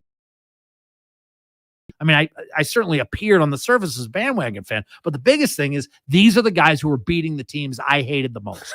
And I quickly, to this day, I can honestly tell you that I hope the Flyers go 0-82 every year. Yeah. They are the team of all the four sports. And at times, as you know, I'm just as passionate about the NFL, but that's the team that I want to lose every game. Still, eh? Yeah, still. Oh, Hey, you know what? yeah. I admit it. If you listen to Louie and I closely on sports, then I'll be like, the Flyers. Yeah, I just, I'm not. Oh, I don't mind letting everyone know that this is not going to be an objective telecast. Yeah, and that's totally valid. Yeah. So, but eventually you're in Ithaca, and then you make that decision because now you've done because I've done baseball and basketball and football and lacrosse might have been the game I enjoyed calling the most. I know you did. Because You it was enjoyed so it. Yeah, it was fast, fun. and it was and then you'd have the tilts and lacrosse. Yeah. And Oh, it was yeah. just like, oh my god. And they're like legit. toe to toe. Yeah, They're not sliding they're around. not sliding. It was crazy. Well, the thing was, Gregor, here's what made my decision for me is so in the state of Pennsylvania, there's a Penguins Cup and a Flyers Cup, obviously Western Final, Eastern Final, and then they meet in the state championship final. And how they did it for years was 2:00 was the high school game, and then Penguins and Flyers played at 7. Okay. They're trying to build the it up. sport in the Yep. Pennsylvania. And Smart. yeah, it was. And so one of these Western finals that I did, I think it was my third one, was a 2:00 game, and it went triple overtime.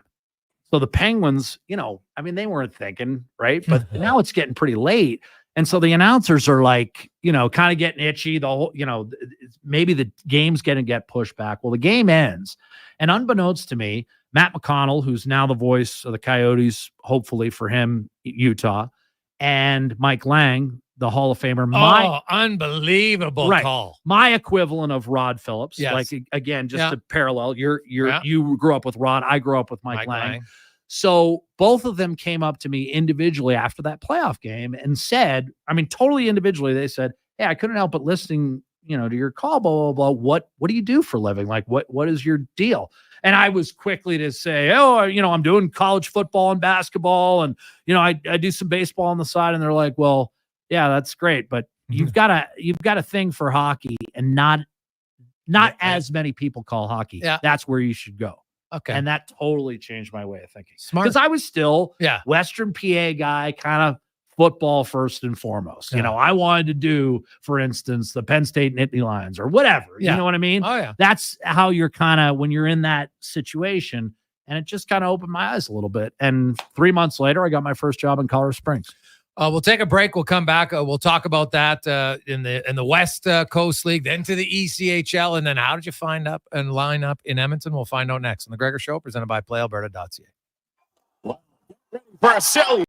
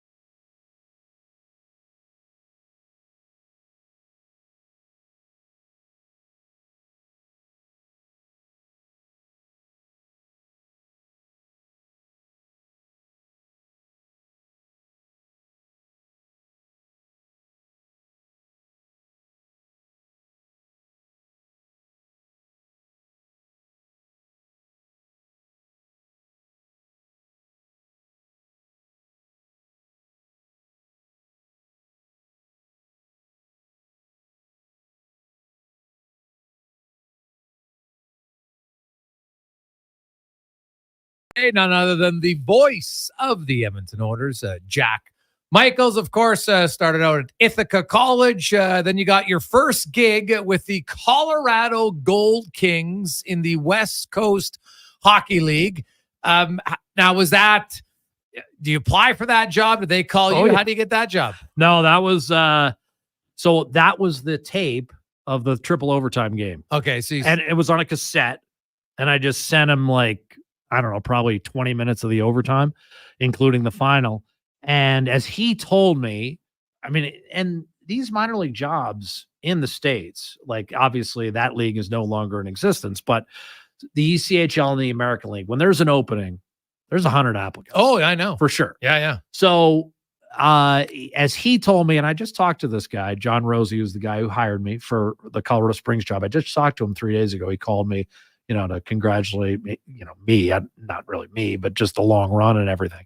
But in any event, he said he made me late for meeting my wife for lunch. He popped a cassette into a little boombox in his office and was listening to it and kind of got into the game a little bit. And he called me and offered me the job. But I mean, I had sent him, a tape and a resume, the old school cover letter resume. Yeah. And in a little like picture of you and John Lovitz. Yeah, I get it. Puffy envelope. And he called me and offered me the job. It was I think it was $28,000. And I took it. Like I didn't even $19.99, buddy. That's big money back then. I wanted to get out of my hometown and figured I'd figure out a way. And my wife was a school teacher. She had a great job in the Pennsylvania school district. And Pennsylvania is one of the few states that really pays teachers. But she was willing to move. And so she came out with me. We were just boyfriend and girlfriend at the time and moved out to Colorado Springs. I had never really been, I'd obviously visited, LA and a few of those places, but we'd never really, I was East Coast guy, and not that Pennsylvania's the East Coast, but I was an Eastern time zone guy. Yeah. And I remember driving on I-70 out to Colorado, and it was just like Dumb and Dumber. I was like, if I don't see mountains soon, I mean, we were an hour into Colorado and I still hadn't seen a mountain. But I said, if I don't see a mountain, we are turning around and driving back because we're driving through Kansas and all these states, and then all of a sudden it's just on top of you. And a beautiful country, and just love my time there. 320 days of sunshine a year, you'd love it. It's it's Colorado Springs and Denver, I believe, are still 1 and 2 fittest cities in North America. Yeah. So Colorado Springs is home of the U.S. Olympic training center. Yeah. Well, there's, as you mentioned, lots of daylight, so there's lots of opportunities. No reason not to be outside and be active. And so you were there for 3 years. What made you make the move to go from there to well, I guess let's get to, I know what made you make the move. Yeah. Tell me. So, and this one might have hit close to home being a Browns fan. Yeah. But all of a sudden your team's there. And I'm in Broncos. Gone. Well, yeah, I'm in Broncos country. And so I'm living against my, arch nemesis. Obviously, when you and I were growing up, the Broncos made an annual habit of breaking the Browns' hearts in the AFC Championship game. And then, in August 1st, I had just got married. I'd gotten married our Memorial Day, so May 26th. Okay, yeah. That year, I had just bought a brand new house.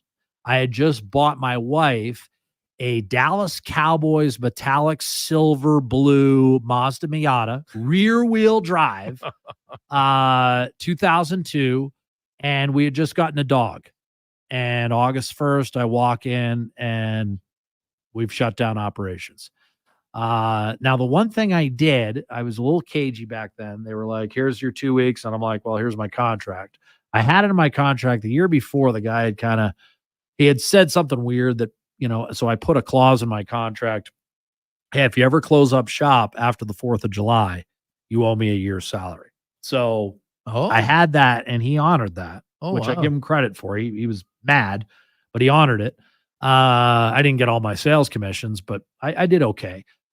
So I had some breathing room, but then it's hard to get a gig. Did you get a job for that season? I did. So it was August, and my two choices were either Greenville, South Carolina, the Greenville Growl. Growlers. Remember that? Yeah. Well, no, back then it wasn't it was the Growlers. Growl. It was just Growl. The Growl. With like 7 R's or whatever. Okay. And then, which kind of shows you, I'll get to this in a second. And then Anchorage, Alaska. Well, the one thing I'll say, and certainly you and I are much more enlightened than we were when we were 15 years old. But I will say, as a Northeasterner, we do have a little, in terms of Alabama, Mississippi, if they were to somehow disappear off the planet, we wouldn't be devastated, right?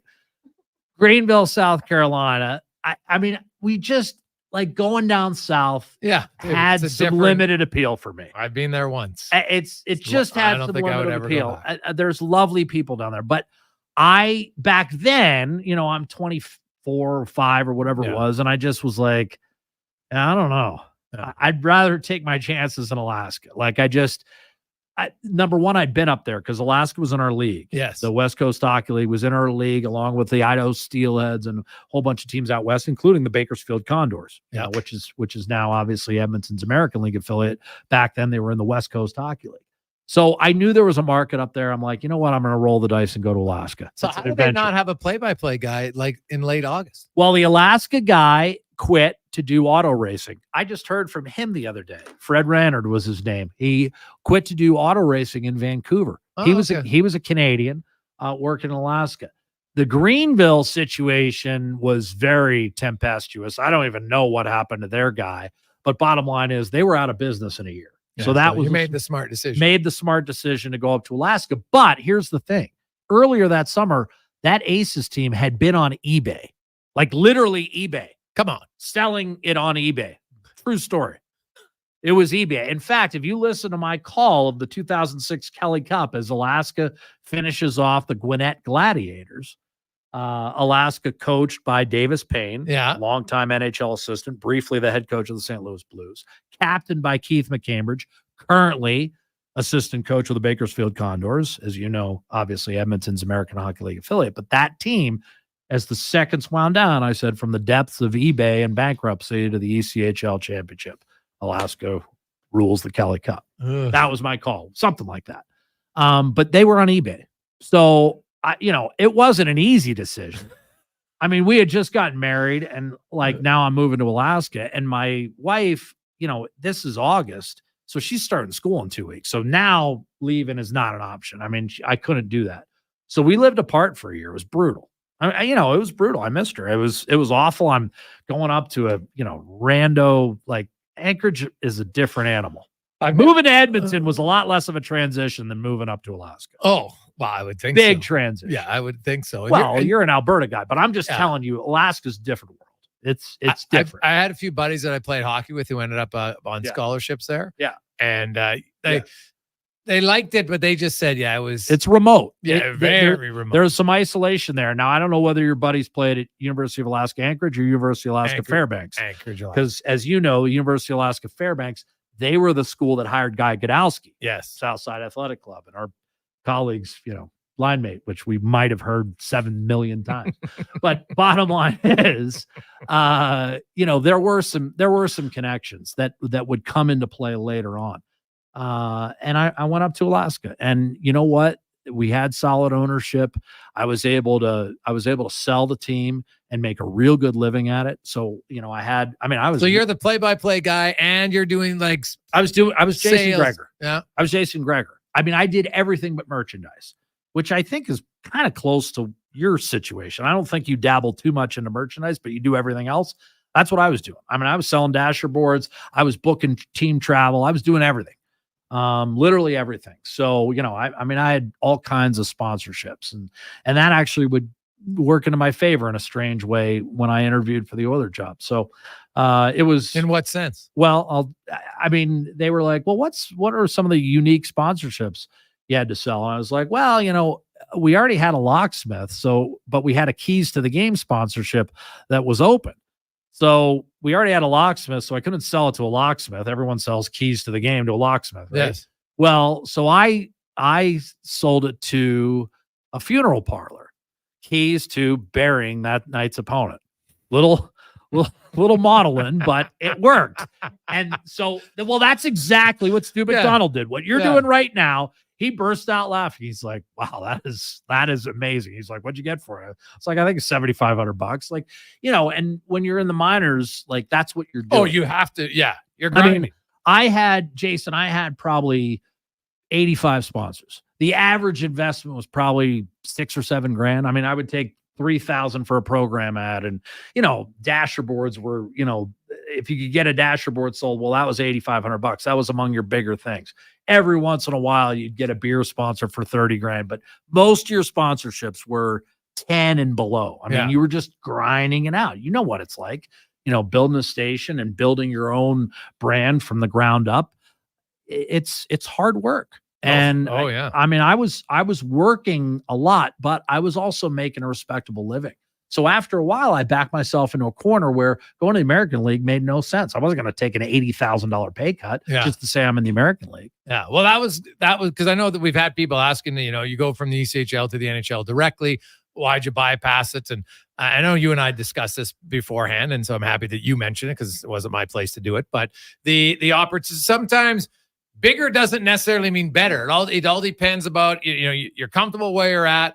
You're calling an ECHL game, you're calling an AHL game.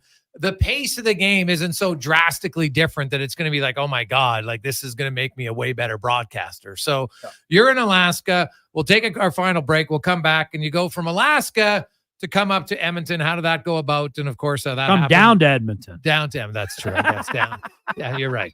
Down to Edmonton from Alaska when we return on the Gregor Show with Jack Michaels there on Sports 1440, Oilers Nation, YouTube, and Facebook.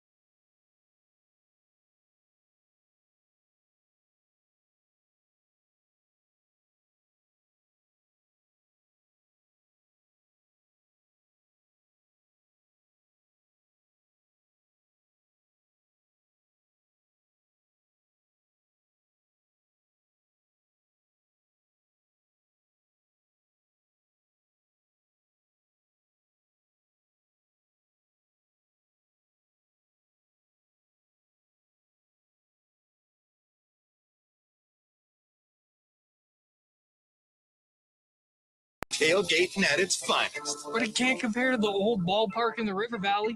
Riverhawks games are electric. But ask them who makes the best beef jerky in Alberta, and they'll tell you. Wilhauk Beef Jerky. It's the only thing everyone can agree on. So pick some up for your summer pregame snack. Wilhauk Beef Jerky, because you don't win friends with salad. Hey, Elks fans. Jackpot! Touchdown! Get on the Elks party bus for every home game at On the Rocks for only $35. Included is a game ticket, round-trip transportation, and a prepaid Coors Light. Reserve your spot now at ontherocks.com. And OTR is your go-to for every Euro Cup game. With $5.25 Heineken. Their first major trophy. It's the ultimate football experience. Canadian or European. Only at On the Rocks. Jasper Ave and 118th. You got a go-to coffee spot, a trusted barber, even a lucky game day jersey.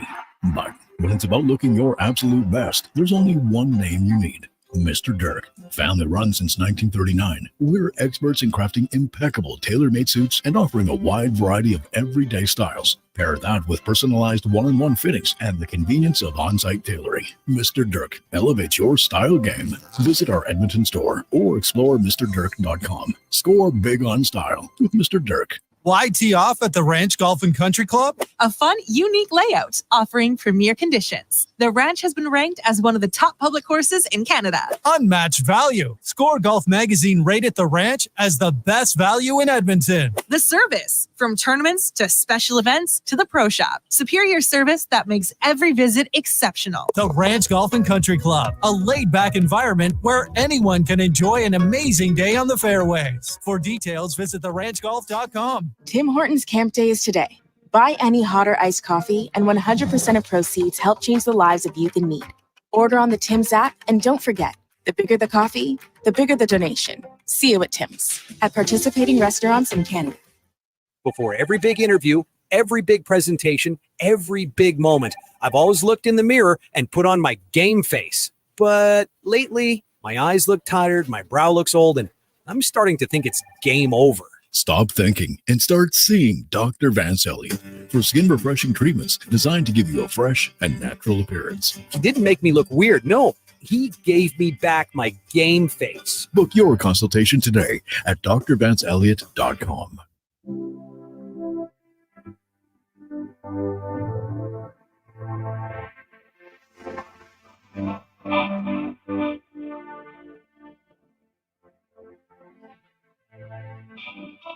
Portions of this hour brought to you by Can Torque. We are excited to announce that we now have machining capacity in-house. Quicker turnarounds, improved quality control, and ultimate flexibility. Call 780-436-2000 or email colin@cantorque.com to find out more. Look good, feel good, play good. It's the Jason Gregor Show. Thanks for listening to Sports 1440. Presented by PlayAlberta.ca, Alberta's only regulated online gambling website.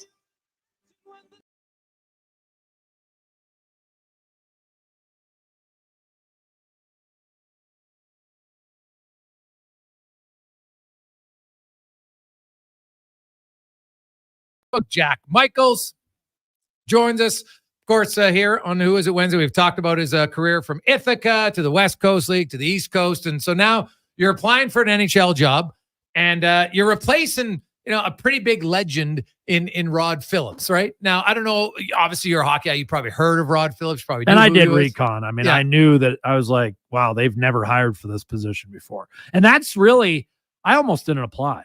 I mean, that's the biggest thing is I almost didn't apply. It happened to be the only job open that summer in the National Hockey League. And I was not going to apply. And I was literally on my way out for like a 2-week vacation with my family. And some weird, and much to the chagrin of many people who live here for a long, long time, I just on a whim, and my wife would tell you this is exactly how it happened.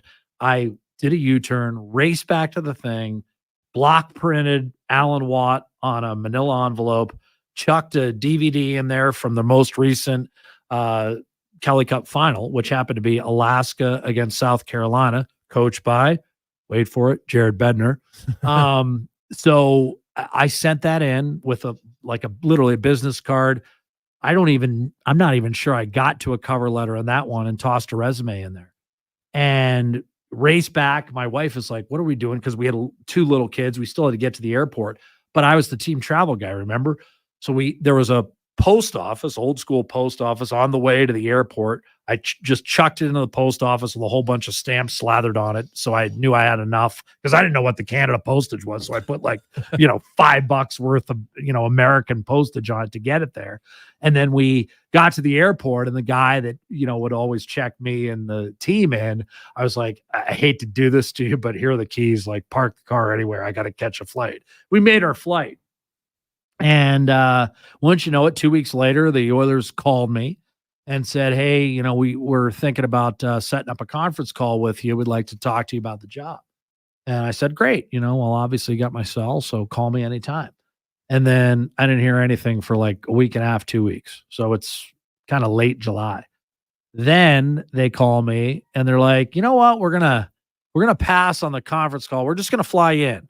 And so you can meet everyone and, we can get a feel for what you're all about. I said, great.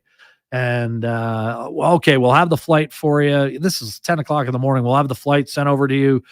We'll see you tomorrow. Whole day goes by. Nothing. My son is 3 years old at like 4 o'clock in the morning. You've been there, wakes up. Oh, yeah. He's upset. So I go in there and I'm all snuggled up with him. My phone buzzes at like 5:30 in the morning. So I think that's 7:30 or 8:30 Edmonton time. Yeah. My flight's leaving at 7:30 Alaska time. I got 2 hours to, I hadn't packed. I mean, I didn't have a flight. So why would I pack and get ready and put a suit in there? I didn't pack because they didn't get back to me. Now all of a sudden I'm leaving in 2 hours. Wake my wife up, pack a bag for me. I'm getting in the shower. I got to go to the airport. So same thing. Luckily the guy's there again. I'm like, all right, this is twice in 3 weeks. Sorry, here are the keys. Flipped him, park my car, basically. I'll be back in 2 days. So I go down and I meet, they had a committee. I don't know whether you heard this at the time, but they had, Brad McGregor was in there and Stu McDonald and Kalo. They had like different departments in the mix, and, you met everyone. Steve Katzman, briefly the marketing guy, he was in the mix. So anyways, so I do the round of interviews, and I remember Stu McDonald saying, "Oh, you didn't hurt yourself today, but good job or whatever. We'll be in touch." That's the kiss of death, right? Oh, nothing for like 2 weeks. So it's now my wife's, our annual trip to Hawaii with the kids. It's Jason. It's probably August 7th, August 8th. So I send one of those pitiful emails.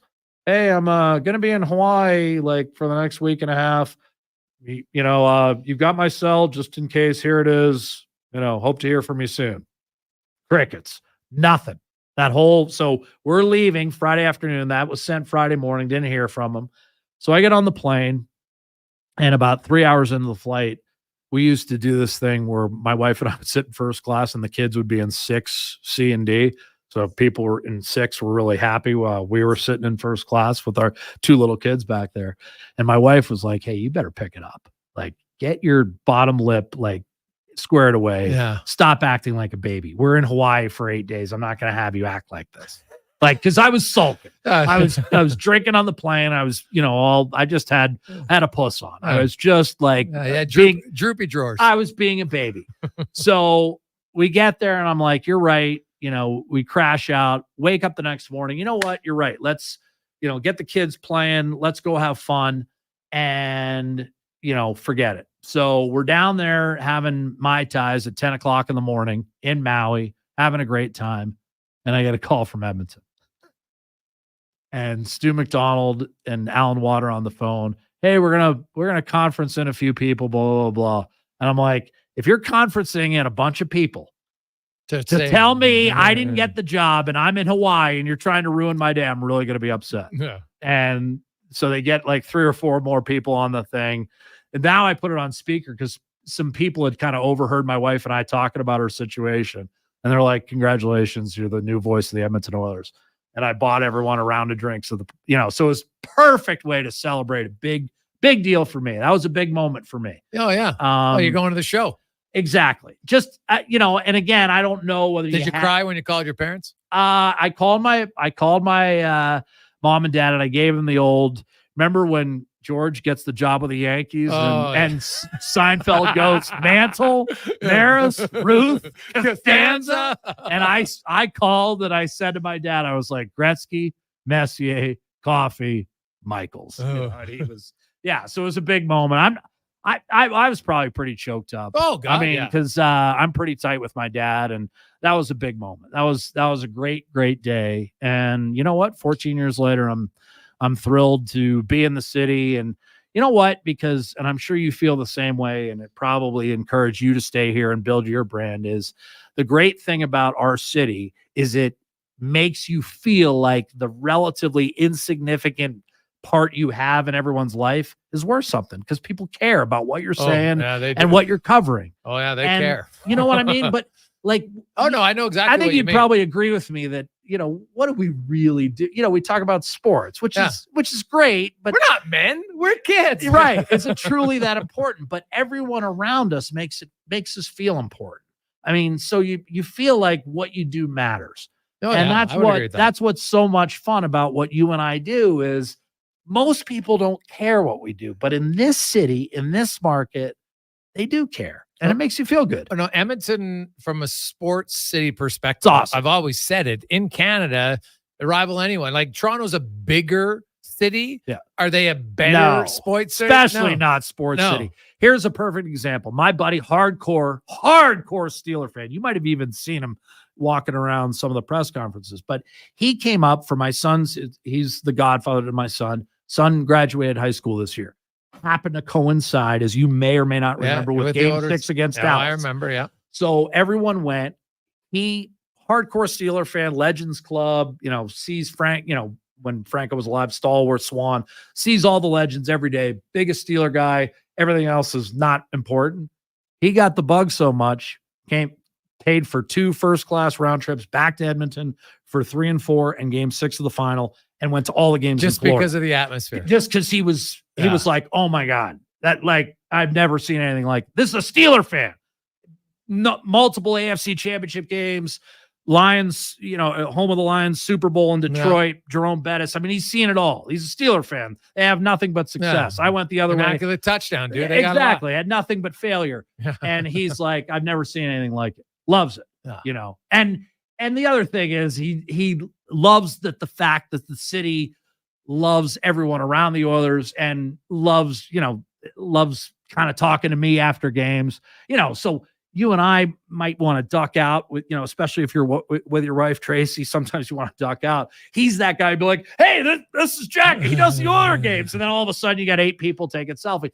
It's nice though. Like he really enjoyed it. So there's average guy, big Steeler fan, got totally swept up. And that's what this city does. Well, there's people in the market who aren't sports fans who come playoff time now. Yeah. They're sports fans. And all of a sudden, now they're instead of watching playoff games next year, they'll probably watch 10 or 15 regular season games, and then they'll be there.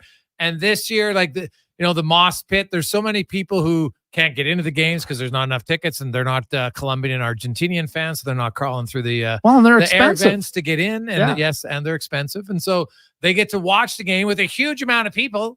It's kind of the same thing, and everyone's going nuts and throwing beers up in the air when they score. It's it's a great. And hey, I know the Elks are at the bottom right now, but you go to a Riverhawks game, people like Edmonton's a great sports city. Go to a Stingers game, like they really know what they're doing. It's a great city. It's a city that really, it's a bigger city. I mean, my buddy was shocked. What do you mean 1.2 million metro? I'm like, yeah, it's a big city. He's like, God, it feels like a town, and it does. And that's what I love about it is it's still a town at the end of the day. There's no pretension really. There you go. Yeah. It's a big city, but it's got a town feel. The town that you grew up, the town that I grew up, it's still got that feel to it. Still elements of it, and that's what makes me feel so good when the team's rolling. I mean, you and I get to know the players. Of course, you end up rooting for them a little bit, but the biggest thing is you're just happy for the city because everyone just gets in a real positive vibe. It's awesome. What if I had to ask you in 14 years? What is your favorite call that you've had for an Oiler game? I think the last minute of the Dallas game. Up until this year, I would have said the McDavid overtime winner that knocked out Calgary. Okay. I mean, that just meant so much to the province as a whole. It was just like a culmination of 30 years of waiting. But the last minute of that Dallas game in Edmonton, for them to see it,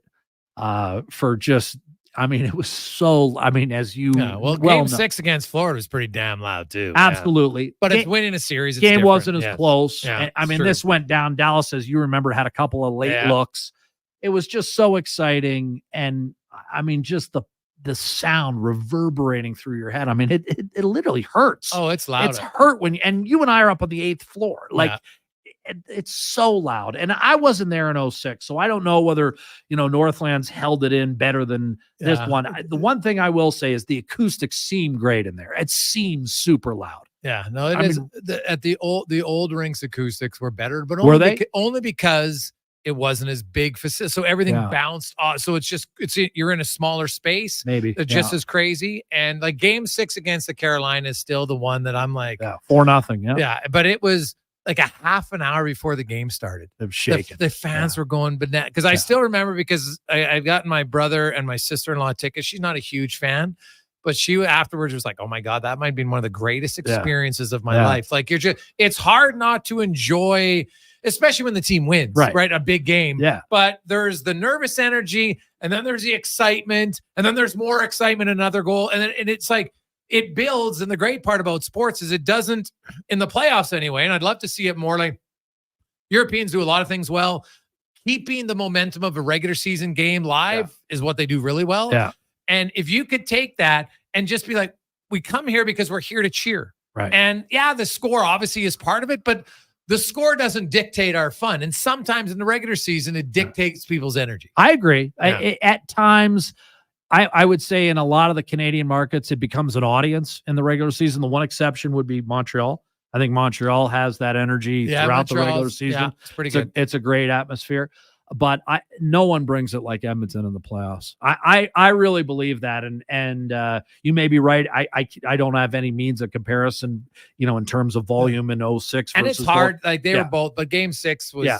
Both But of them were I loud. would say this, to go to the final, like that was the game that put Edmonton in the final. It was just a big step. And obviously the McDavid factor and just a lot of things like that was, I mean, to be honest with you, I would suggest, and Dallas had to feel it to some degree too. It almost felt like the league was pulling for Edmonton. I mean, a lot of people. Well, the league wanted. Yeah, you get McDavid in, and that your numbers league wide go up massively. And the main guys that you and I watch on some other, like all the main guys, they know McDavid, right? No one's really talking about, it'd be nice if Tyler Seguin got in there for Dallas. 100%. I mean, they know McDavid, right? Yeah. They don't know a lot, but they know McDavid, and some mainstream shows in the United States. It was just awesome to feel that collective and inside the building and the city, both before and after the game. Just fabulous. Now I have to ask you, why a Browns fan and not a Steelers fan? I know.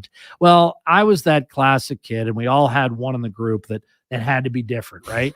that wanted to prove that he wasn't a conformist, and so he just goes out there. So you're like, I'm going to go the Browns because all my buddies are Steelers fans. God, in your life, that might be a decision where you're like, oof. Well, yeah, it was a bad decision. It happened to coincide with a guy with similar flow to mine, arguably the worst MVP in the history of professional sports.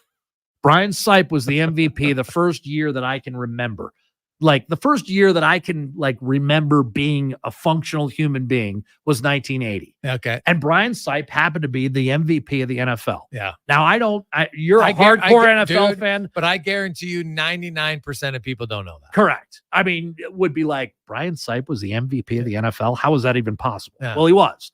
And that happened to be and they were the cardiac kids, and it was a great time, right? Yeah. They were good for the first time in a long time, and then that led. I get it. Hey, man, I was a Hartford Whalers fan. Oh, I could understand that. I was honestly, it was because I hated great logo, great colors. I hated the Habs, and I went to a French immersion school, and a lot of my buddies were Hab fans. Yeah. But there was green was my favorite color. Yeah. And their logo, I'm always stunned at how many people I didn't know the H was in the logo, and I'm like, what?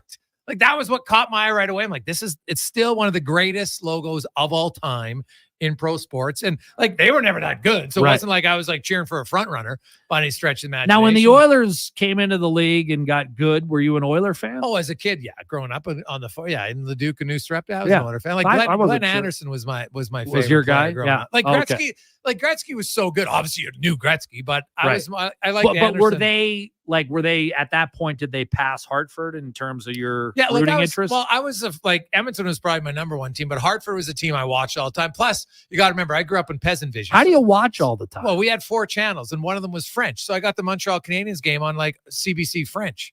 So the reason I come was and back then used to play the Adams Division 8 times, and it always seemed to be that Hartford. I was getting to watch Hartford. I hated Montreal. So, and plus on Hockey Night in Canada, I probably saw Hartford more than I saw Edmonton. You barely saw Edmonton in the 80s on Hockey Night in Canada. Exactly. Right? It just wasn't how it was. I saw Mike Palmateer every That's how I got into hockey initially a little bit, is we actually, CBC Channel 10 out of London, Ontario, it was a little snowy, but we'd get the Leafs games.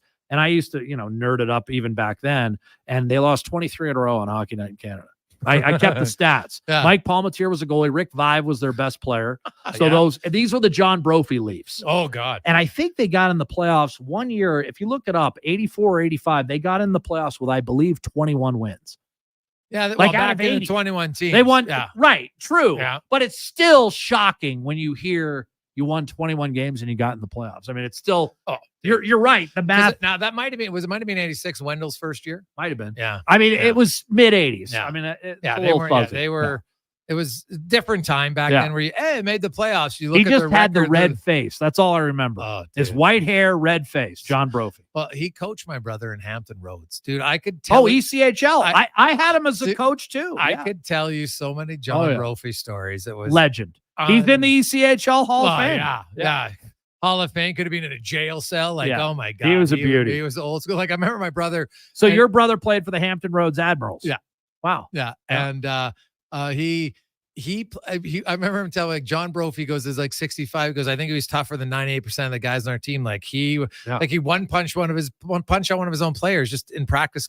And Colin was just like, okay, this guy. Now he liked my brother, so he didn't have a problem with it, because now this is in the 90s, right? A different time. You're like, nowadays you imagine someone punching their own player. Like, are you kidding me? That'd be an issue. Yeah, it'd be a little bit different of an issue. So no, the EC, I always had a soft spot for the ECHL. Yeah. So it's great. Now I have one, because everybody they always want to ask this.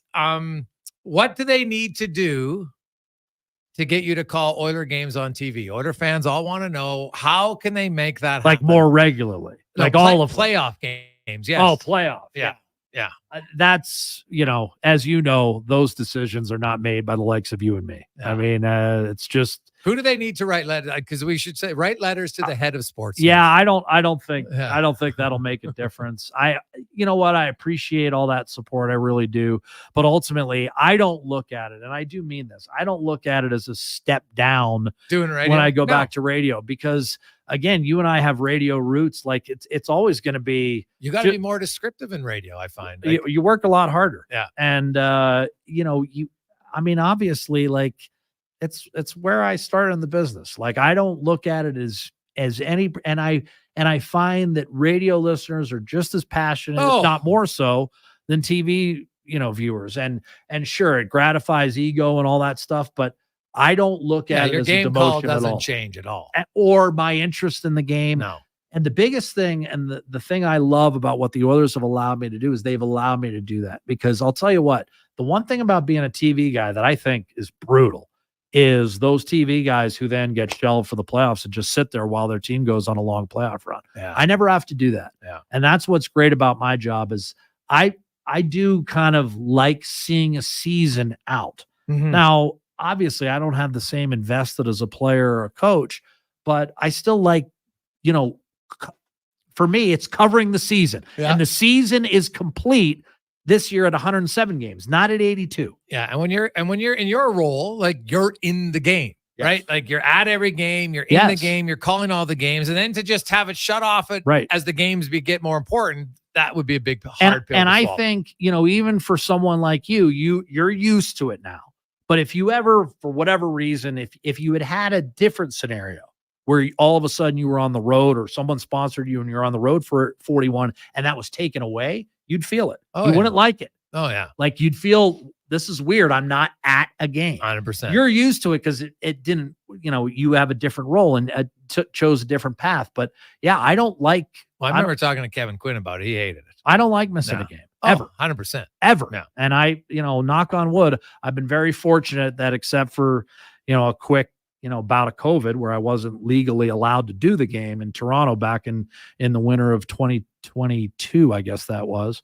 That's the only game I've ever missed. And I hope that is something I can cling to moving forward. Well, Jack, man, it's great to have you. I know you got a big ball game to go watch for your son, so we'll get out there, put some sunscreen on. Yeah. And anytime you want to, we could talk NFL. I know anytime. Yeah. So what'd you think after a 13-year hiatus? Have I gotten better, worse, somewhere in the middle? As a play-by-play guy? No, just like talking. Interviews. Yeah, I've actually been doing it 14 years. Yeah. I already know. By the way, I already know this guy. Here's how not smart Jason Gregor can be sometimes.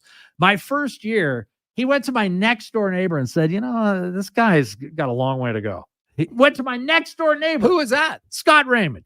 He blabs to my next door neighbor. So it's one thing to criticize, but do it to someone where it won't come right back. The first time I see him in the driveway, it's like, hey, Gregor was kind of saying, you're really struggling. He doesn't like your style at all. Yeah, that was at Hutch's poker party when he told you your neighbor. That was awesome. There you go. Yeah, that's Gregor for you. So I just want you guys, Declan and everyone in here, to just know what you're dealing with. Just remember, just in case. It's easy to rattle pots and pans sometimes. You just got to know which pot to rattle.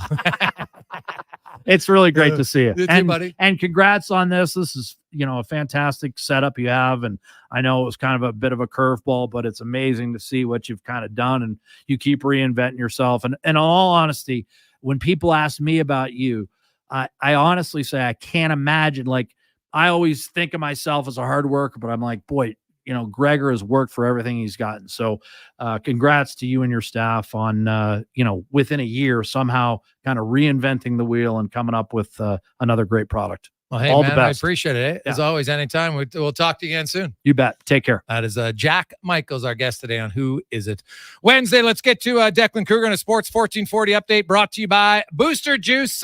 Summer will be a blast with the return of the fan favorite Watermelon Explosion. Download the Boosters Reward app today and enjoy one only at Booster Juice. This is a Sports 1440 update. And for your Sports 1440 update, the Carolina Hurricanes have put Evgeny Kuznetsov on waivers for the purpose of terminating his NHL contract. Kuznetsov was owed $6 million of his $8 million salary in the final season of his $64.2 million 7-year deal signed in 2017. WNBA score from earlier today was the Minnesota Lynx over the Atlanta Dream, 86-79. 5:30 tip-off tonight. We'll see Caitlin Clark and the Indiana Fever taking on the Dallas Wings. Open Championship gets going tonight. The first Canadian to tee off will be Nick Taylor at 1:03 a.m. our time. Adam Hadwin teeing off at 2:14 a.m. And it will be Corey Connors at 5:20 a.m. our time. News out of the NBA world is the Dallas Mavericks say Kyrie Irving is currently recovering from a broken hand. And that's going to do it for this Sports 1440 update. In this hour of the Jason Gregor Show, we'll hear from Ben Pope of the Chicago Sun-Times and ask 5 questions. I'm Declan Kruger. This has been a Sports 1440 update. Sports 1440, Stingray radio station. CKJR broadcasts from West Edmonton Mall and Wetaskiwin. Download the free Stingray music app and listen wherever you go. The cheesy burger pizza is back at Papa John's. See what happens when you ask for it? Boom! Finally, it's on the menu again for a limited time. Get all the items in the cheesy burger trio or choose between the large cheesy burger pizza for $18.99, cheesy burger papadilla for $9.99, and bacon cheesy burger papa bites for $8.99. All made with sizzling beef, dilly pickles, ooey gooey cheese, and burger sauce. That's right, burger sauce. Get it before it's gone. Better ingredients. Just better after pizza. Better get you some cheesy burger pizza at Papa John's. Legacy Heating and Cooling is still the #1 company for families who don't want to see dad in his underwear. Come on, we warned you about a heat wave Wednesday a while ago, and lo and behold, here we are.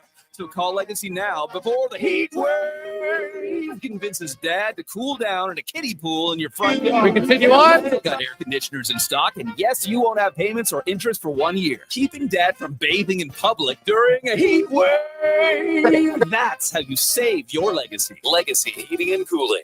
Gather around the radio, kiddies, for the best time of day. It's Oodle Noodle time. Listen in this week as your noodle hero battles the barbarous Bobby Burger. Now sing along. You know the word. Oodle Noodle time. Oodle Noodle time. You know what time it is now. Get up and give me your best Oodle Noodle dance. Your best time of day is Oodle Noodle time. Silent Rides is one of Alberta's premier bus charter companies with state-of-the-art motor coaches. We provide our customers with the safest and most reliable ground transportation. Our seatbelt-equipped buses have become the preferred carrier for many local sports teams, tours, corporate outings, and other various travel across Western Canada. For more information and to request a quote, contact Ted Nakamura at 780-940-0880 or visit silentrides.ca. Christensen Communities, the name in active adult living. Enjoy retirement living without compromise. At Christensen, we understand that each lifestyle is unique. We are committed to providing choice through optional dining, personal services, recreation programs, and care plans to suit your current and future needs. Enjoy maintenance-free living and build new friendships and a safe, independent community. Large suites with full kitchens and in-suite laundry, on-site amenities, and so much more. Find out more today about our communities across the province at cdlhomes.com. CW Eves Troughing is busy. That's why they're looking for experienced troughers to run one of their trucks. To get paid top rates, contact CW Eves Troughing at 780-435-1492 or email info@cweves.com. Diablo Boots has been open for business for 60 years. selling Canadian-made quality boots. Diablo has Canada West work, biker, and cowboy boots with fixable soles and heels. So why buy boots like Area, Justin, or Red Wing that are made in China? Get your money's worth with Diablo's Canada West tough, comfortable work boots. So save on boots by Save On Foods, 3340 Gateway Boulevard on the east side of Save On Foods. And does Diablo sell the best boots in town? You betcha. At Toyota, we understand life's full of winning moments, like winning shotgun in an epic game of rock, paper, scissors. Boom. Paper covers rock, Carl. And we design our award-winning vehicles with your needs in mind, giving you a front row seat to all life's victories. Except you, Carl. You're in the back. It's time for everyday wins. It's time to Toyota. Lease a 2024 Tundra 4x4 double cab SR5 from $159 weekly for 60 months at 5.99% with $6,599 down. Visit shoptoyota.ca or your local Prairie Toyota dealer today. I'm gonna throw up the sex in the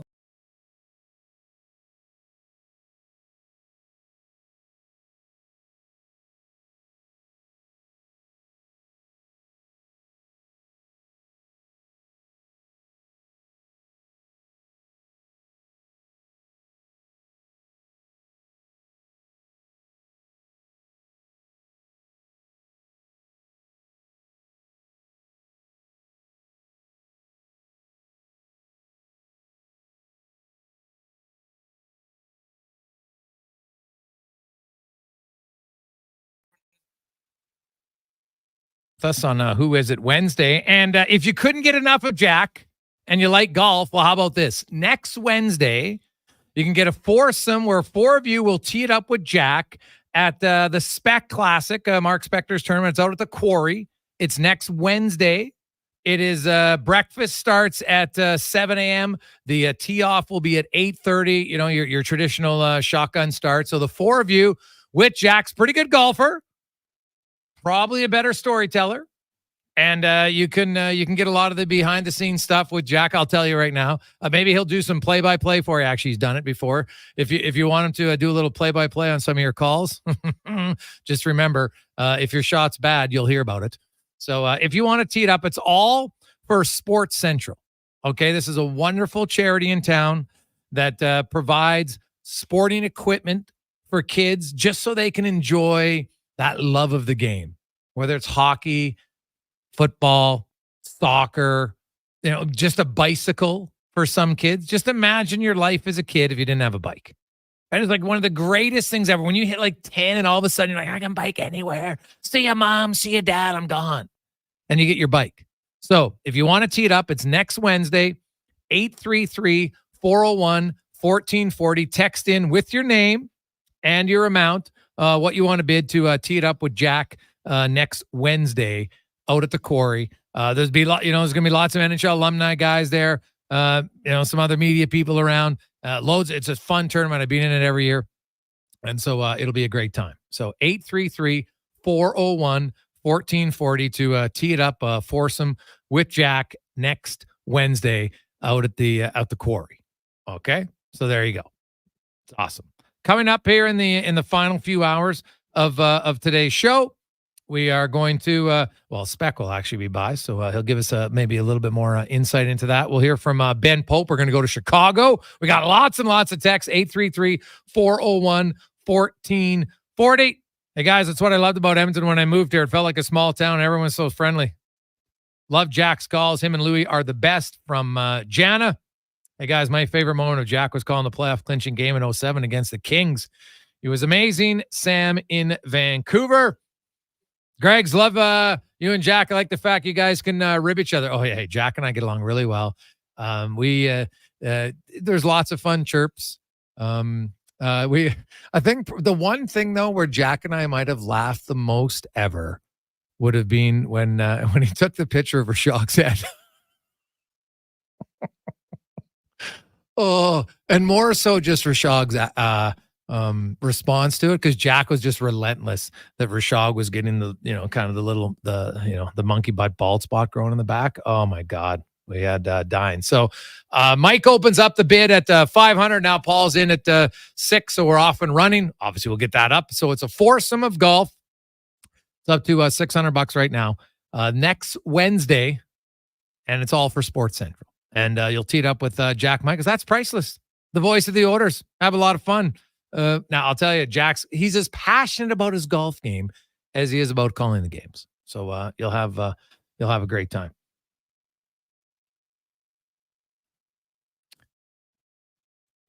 Now, Greg's, who is the doppelganger you're talking about? Oh, we'd like to have a little bit of fun with Jack. He looked like John Lovitz. It's more so it's his laugh that's Lovitz. Not so much the look. It's more so the laugh. But I know it really grinds his gear, so I call him John Lovitz every now and then. I've actually been in my phone, Lovitz. So, outstanding. Lots more text coming in, 833-401-1440. Hey, guys, I know if you haven't talked about it or not, but when do you think the Oilers are going to announce their GM? I can say I will be stunned if it's not by the end of the month, and I actually think it'll be before that. I think you're probably, I could say pretty good chance 30th at the latest, 26th, around there. And Jeff Jackson's getting closer. I can tell you honestly, I don't have a lot of great insight into who it is. The candidates are pretty obvious. I think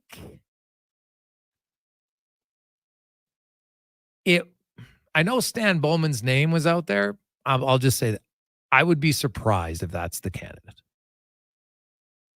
I'll say that. I know that name got pushed out there early. I'll be surprised on that. So there we go. Hey, boys, love hearing how Jack got hired. I used to listen to Rod and watch the game this playoffs. I listened to Jacko watching the game. It was awesome from Gord. Well, hey, you know what? The Power Radio, if you grow up and you like a voice, and that's what's unique about calling games or, listening to sports talk radio. People get comfortable with who they listen to and who's calling the games. And I get why Oiler fans get annoyed that you're used to one player, one person calling all the games, and then you get to the playoffs, and not Jack. I shouldn't say all the games. He doesn't call every regular season game, but obviously calls the vast majority. And then you come playoff time, and it's different. Now I get the pecking order, and I understand it. You have the Hockey Night in Canada, the Sportsnet, their main crew of Cuthbert and Simpson, and hey, they're excellent. However, the earlier rounds, to me, I found it odd when they're like, well, you know what? They have their national guys, fine. But then they had other regional guys call game. Rick Ball, he was calling games. Well, why was Rick Ball calling games? I never really understood that decision by them, to be honest. The one thing that I would take offense, and I know Jack would never say it, but I've heard people suggest that he's not a national voice. And I'm like, that might be the dumbest thing I've ever heard. You're telling me that you think if all of a sudden Vancouver was playing Dallas, that he wouldn't have the same passion that he does in an Oilers game? He would. When you're doing a regional broadcast, you broadcast it because your vast majority of your audience are Oiler fans. Hence regional broadcast. So you broadcast to your audience. Now, if all of a sudden it's a national game, well, then as a professional broadcaster, you change. Like, this isn't difficult. I've seen national guys who do regional games and do national games. They can bring the same passion. You're not as pro one team when it's national, but it's not hard to change. I would bet money you put Jack in a national game. Now, you're going to have fans of the other team say he's a homer, but all you have to do is watch Craig Simpson on a broadcast of Vancouver versus Toronto, and you'll have Vancouver fans calling him a homer against Toronto, and you'll have Toronto fans calling him a homer against Vancouver. I mean, you're always going to have some people, because some people want to hear what they want to hear, and there's nothing wrong with that. That's fine. So the people that will accuse him of being a homer, that's fine. Doesn't mean he is. Don't ever confuse the two. So doesn't mean he is. Trent is now up to $1,000 on the golf package, so we're off and running. Hey, Gregor, do the Canes owe Kuznetsov any money when they put him on waivers for the buyout from the burglar? They do not, because it's mutually agreed upon. So what I'm curious about, though, is the Washington Capitals. So the Capitals are currently retaining, they have a cap hit of retaining some of Kuznetsov's salary, right? So he gets a purchase of a buyout. I have to look. I know the Hurricanes aren't going to be on the hook for anything of what they owe him. But because it's being split, does that mean Washington gets off the hook too? That I can't say for certain. I would think so, because it wasn't like it was a buyout. If it was a buyout, it's totally different.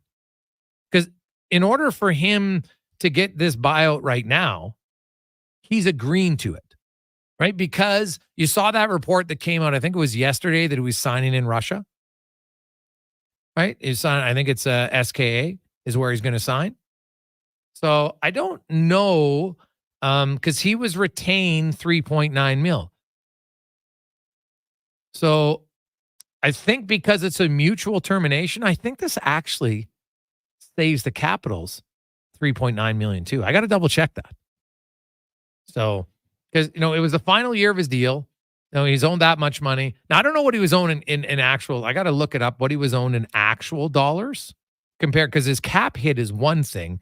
What was he owned in actual dollars? I'll have to look. I think his AAV or his base salary, I think, was only it might actually have been even more. Let me look it up. From Puckpedia, they're saying that he actually had $8 million. Now he got a signing bonus. So does that mean it's the $6 million that's remaining in the base? Well, I'm assuming yes, because he would have got his signing bonus on the first, which would have been split between the two teams. So they pay $1 million. And now, like, if you're Washington, you're probably like, hey, this is unreal. So away you go.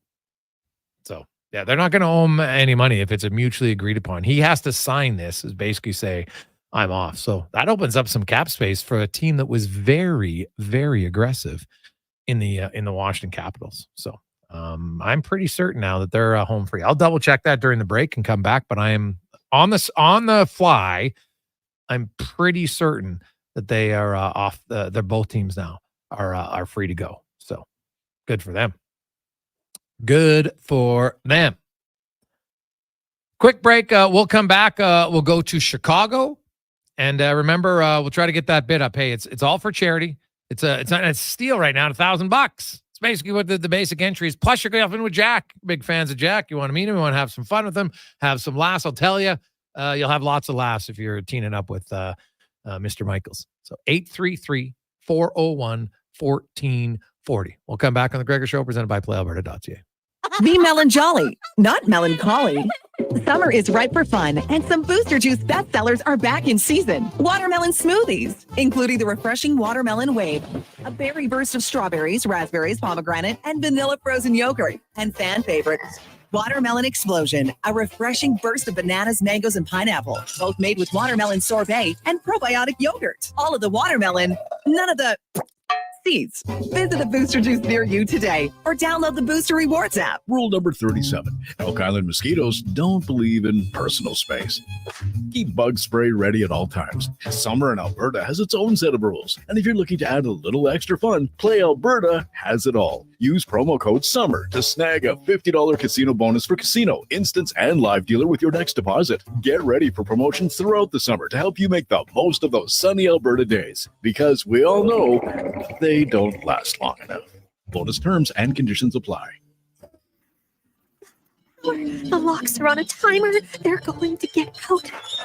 Sounds like a job for the men and women of Action Electrical. Service team reporting. With the remarkable reach of our bucket trucks and other equipment, we assess, service, and maintain your electrical lighting and automation systems. Facing an electrical menace? Call the men and women of Action. Operating throughout Alberta at actionelectrical.net.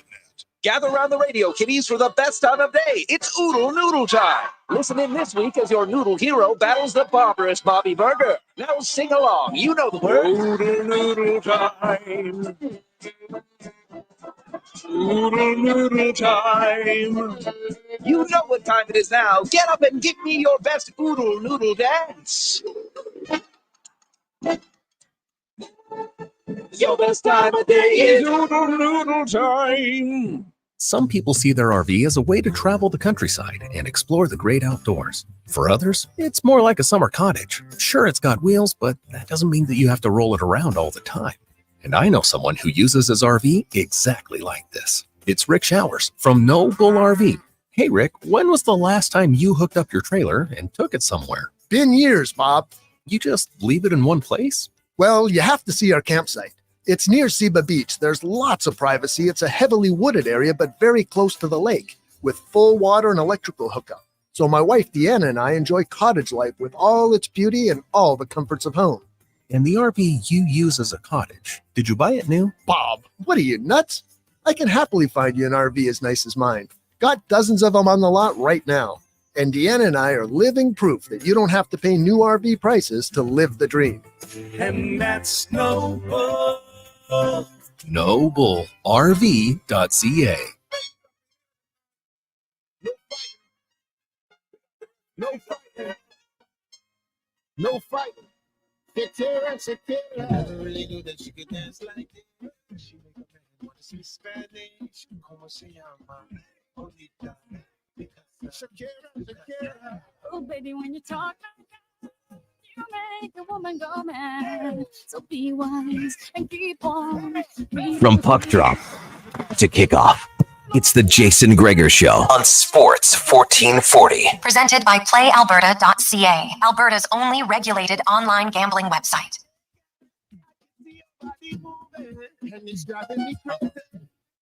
Gregor Show on Sports 1440, Oilers Nation YouTube and Facebook. And yes, indeed, both the Capitals and the Hurricanes are free of the $3.9 million cap. And that'll help the Hurricanes more. The Capitals, because of Backstrom, they'll be an LTIR anyway. So it's just less than LTIR. It's basically they're just paying it. And obviously, Kuznetsov's made enough money in his career. Wants to go back home. He'll get paid to play in Russia. Now, I don't know if he's going to get $6 million. Maybe he will. But that's what he was walking away from was he got his $2 million bonus.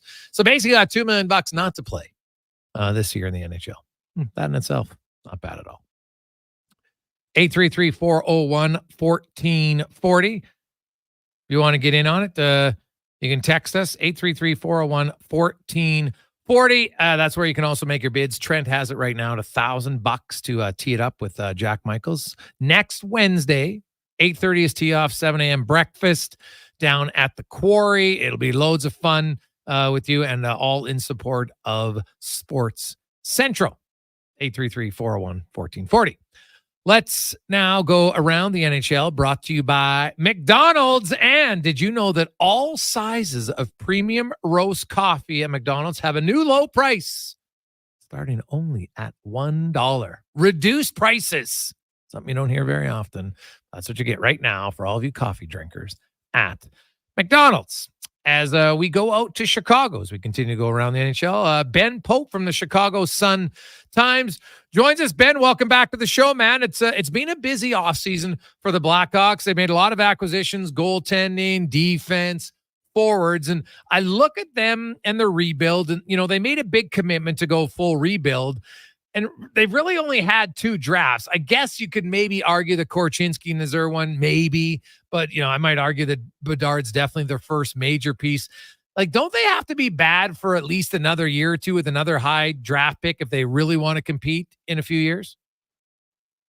Well, that is what the critics of this move kind of have argued, that it would probably be good for them to tank for one more year and get another top 5 pick. But Kyle Davidson believes that their prospect pool is, good enough to move forward without probably having another chance to add a truly elite top 5 guy to it. Obviously, they're still going to be adding quite a bit more solid players over the next few years. They already own multiple first-round picks next year and multiple second-round picks and third-round picks each of the next few years. So they already have a decent amount of draft capital stored up for the future, but that is kind of the interesting part of this, that they believe they don't need another top 5 pick.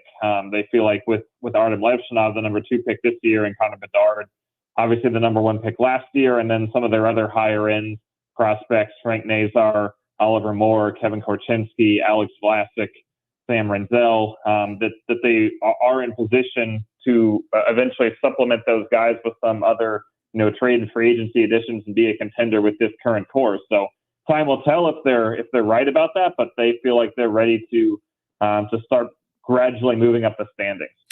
Yeah. So when we say moving up the standings, Ben, like, I think it would be a big stretch to think they're going to jump all the way up to be a playoff team, right? You got Colorado and you got Dallas and you got Winnipeg and you got Nashville and St. Louis and Minnesota. It's a pretty tough division. Utah, who I think for the first time in a long time is probably at least a competitive team. I don't know if I'll say contender yet, but maybe a playoff contender. So like, what's a realistic bump? Has Davidson and them said, like, do they want to be, a team that's pushing for playoffs in the hunt in February? What's kind of deemed a successful season for them? Yeah, I mean, I don't think you realistically could call them a team that'll be likely in the playoff hunt, as you said. I don't think even internally that's really the expectation.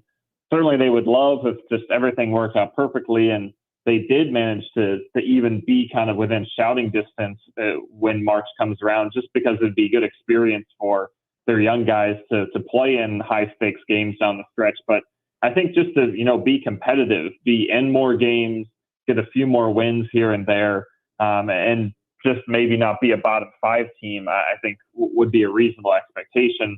I mean, they won 23 games this past season, and kind of the timeline that I've been sort of mentally thinking about might be the most logical scenario for them is improving by about 8 wins per year. I mean, so that would be 31 wins this coming season, which is certainly going to get you nowhere near the playoffs, but will be a bit more competitive. And then maybe 38, 39 wins the following season, maybe stick around in the bubble. And then the following year, 2026, 27, which is kind of the year they've targeted all along, is their big breakthrough year. You get up into the mid 40s and then are really, comfortably in the playoffs and pushing to go deep in the playoffs. So I think that's a reasonable timeline of improvement. Certainly it's never linear in the NHL and it rarely goes exactly as expected, but that's a rough trajectory that I think would be doable for this team. Looking at some of their new acquisitions, who do you think, Alex Martinez, TJ Brody definitely will bring some experience on the back end. Tyler Bertuzzi, Tara Vinen, like those two are, those are legit forwards for sure on their team. If you had to project Ilya Mikheyev, the other one, if you had to project, who do you think Bedard, if everybody's healthy, starts the season with? Well, I think there's 4 guys really in that conversation. Tara Vinen and Bertuzzi are 2 of them. Both of them make a lot of sense, and there's a reason that they signed them to 3- and 4-year deals rather than the 1- and 2-year deals that they gave everybody else. And that's because they feel like they can really be a significant part of the team and not just kind of a temporary placeholder. Tara Vinen has a lot of experience playing with Aho in Carolina. He did well in that complementary role. He's underrated defensively, which is an area where Bedard is not great yet, and so he can help out in that regard. And he's a good passer. Bertuzzi brings that scrappy element. He can win puck battles. He can get on the forecheck, and he can kind of create possessions for Bedard, get to the net, maybe get some of those rebounds. So both of those guys in different ways make sense as complements for Bedard. Philip Kurashev was kind of surprisingly the guy who ended up filling that role as his most frequent line mate this past year, and he will definitely get a shot to re-earn that role. They did have their struggles defensively, and he's probably not as talented a guy as you would ultimately like to be Bedard's running mate, but they did have some good chemistry together. They get along well off the ice, and they have a similar just speed of processing the game, which seemed to work well for them. And then the 4th option, which is the wild card, is Taylor Hall. We really have no idea what he's going to look like coming off of a torn ACL when he's had so many other injuries beyond that the past few years. But I mean, he's 2 years removed from a 60-point season, and he's a former MVP, and he certainly has a skill there. It's just a matter of how rusty he is and where he is at this point in his career. But if somehow he does have a really impressive recovery and doesn't show any signs of decline, then he certainly would be in that mix as well. Ben Pope joins us discussing the Chicago Blackhawks. You mentioned Korchinski, and they got him and Bedard. Are any of their other young guys you think ready to be a full-time NHLer next season? Well, defense is more the side where they have some prospects who are knocking in the door. Korchinski obviously had kind of an up and down year thrown into the NHL as a 19-year-old. Yeah. They're hoping he takes a big step forward with that experience. I think it's also possible he starts the year in Rockford. He wasn't eligible for the AHL this past year, but now he is, and that could do him some good just to build a confidence there. Obviously, Alex Vlasic was a tremendous success as a rookie. He was one game away from rookie eligibility, but emerged as a first pairing guy, and they gave him a 6-year extension. So he clearly is established as their first pairing guy for a long time moving forward. But beyond those two, Wyatt Kaiser played about half the year in the NHL. He started and finished the year really well. He had some up and down in the middle, but they feel like he improved in the defensive zone in particular. And then Ethan Del Mastro, a prospect who's kind of flown under the radar because he wasn't a high draft pick, but they're pretty excited about his future. He was excellent in his first year in the AHL, was an AHL All-Star, earned a brief call-up for 2 games at the very end of the season to reward him for that. And he has a combination of being a really big guy, 6'4", 220, but also has some good offensive skills. He's kind of more of an offensive defenseman than defensive defenseman despite his size. So they think that combination could be really intriguing. So Kaiser and Del Mastro are 2 guys who could push for NHL spots this year. They also have Nolan Allen, who now has an AHL year under his belt. He was a first-round pick in 2021. More of a sort of stay-at-home guy, probably wouldn't be more than a third pairing guy in the NHL when he hits the ceiling, but he could also maybe push for playing time in the second half of the season. Now, we know that Nazar turned pro late last year, got into his 3 games. Are they going to be patient with him? When I look at it, more youth usually leads to more losing, and they've signed a lot of guys. And when you mentioned earlier all those top 6, like, I don't know, did they want Nazar on their third line?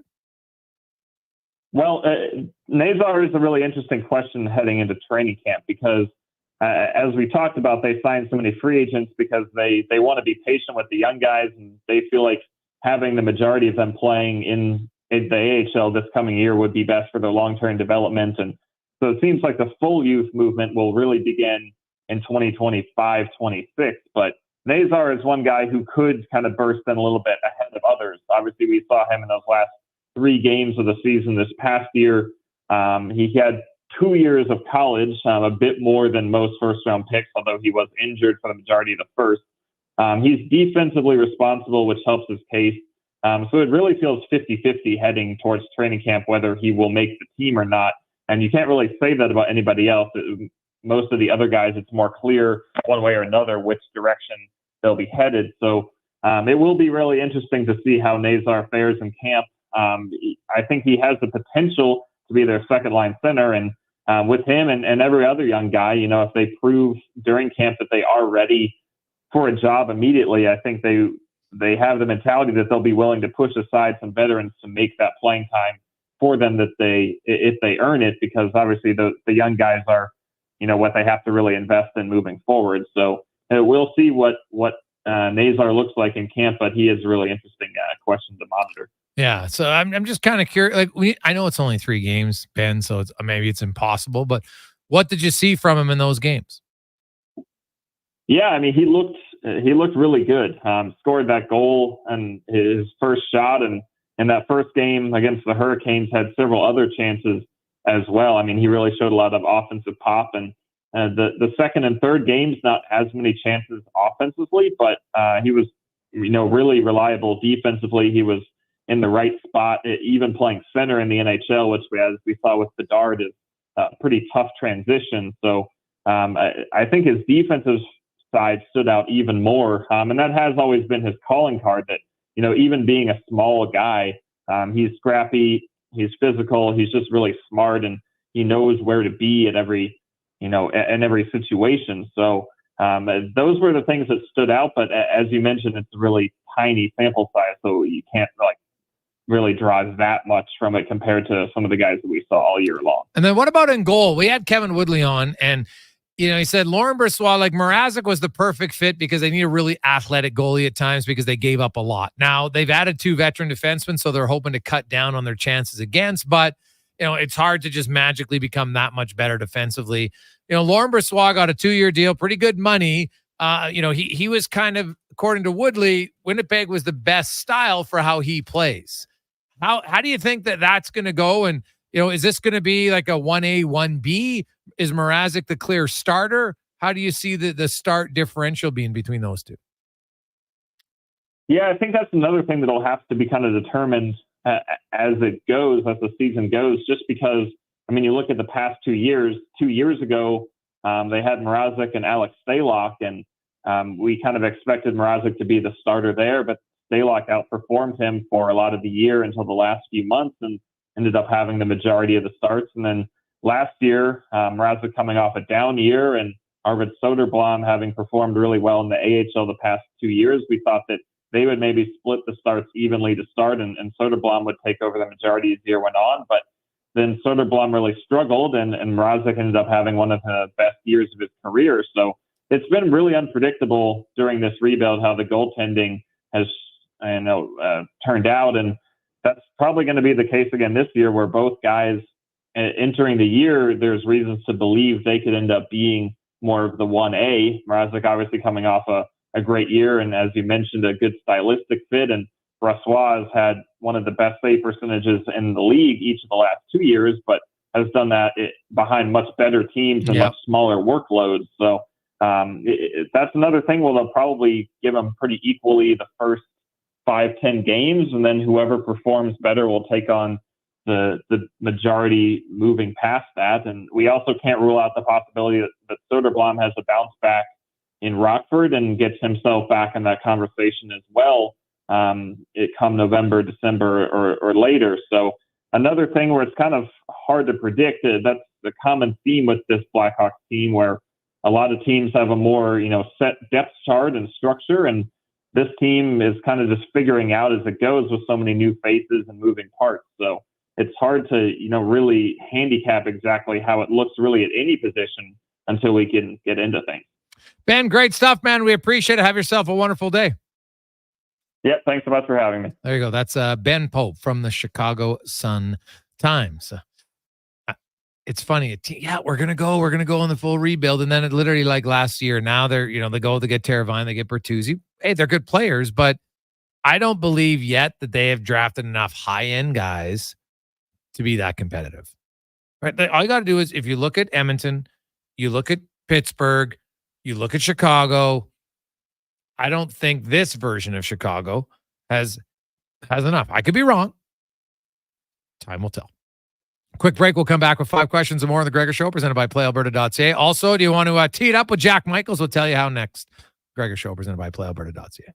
The summer road lays ahead. Your potential destinations are endless. Volvo Cars Edmonton gives you choice to match. Right now, lease a 2024 Volvo XC90 from 0% for qualifying loyal customers, or save $7,000 on all new 2024 XC60 recharge plug-in hybrid models. All demo vehicles come with a free 10-year, 1 million kilometer warranty. No matter what you decide this summer will become, your first choice is Volvo Cars Edmonton. VolvoCarsEdmonton.com, 1205 101 Street Southwest. The job isn't done until the last load is hauled, and having a semi-trailer out of commission is not an option.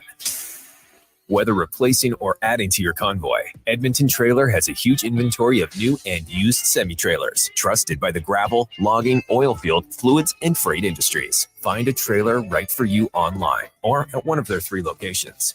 For sales, service, parts, rental, and finance. When you're in it for the long haul, Edmonton Trailer. A premier hockey solution with a clear path for long-term development is proud to be entering its 8th season of independent borderless hockey, featuring provincial and cross-province competition with showcase style, regular season gameplay, and a strong commitment to individual skill development. It's an attractive option for those seeking family life balance. The Hockey Super League offers opportunities for both male and female athletes born between 2011 and 2016. Visit hockeysuperleague.com for more information.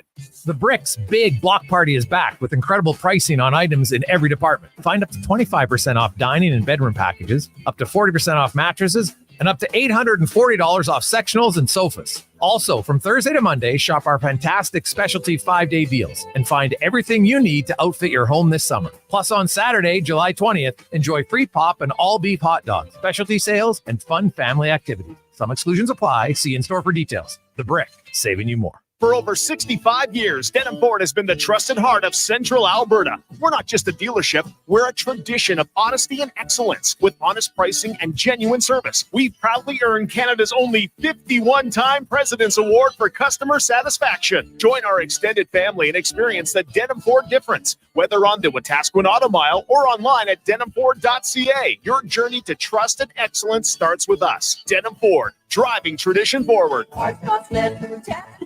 No matter where you're heading, Co-op card locks are open and ready to fuel your summer. A Co-op card lock card unlocks round-the-clock access to over 390 conveniently located fuel stops across Western Canada so that you can fuel up anytime, day or night. We're proud to be Western Canada's largest card lock network, with many locations offering amenities such as convenience stores, showers, and overnight parking. So whether you're fueling your work vehicle or a farm truck, Co-op keeps you on the road. Co-op, fueling Western Canada.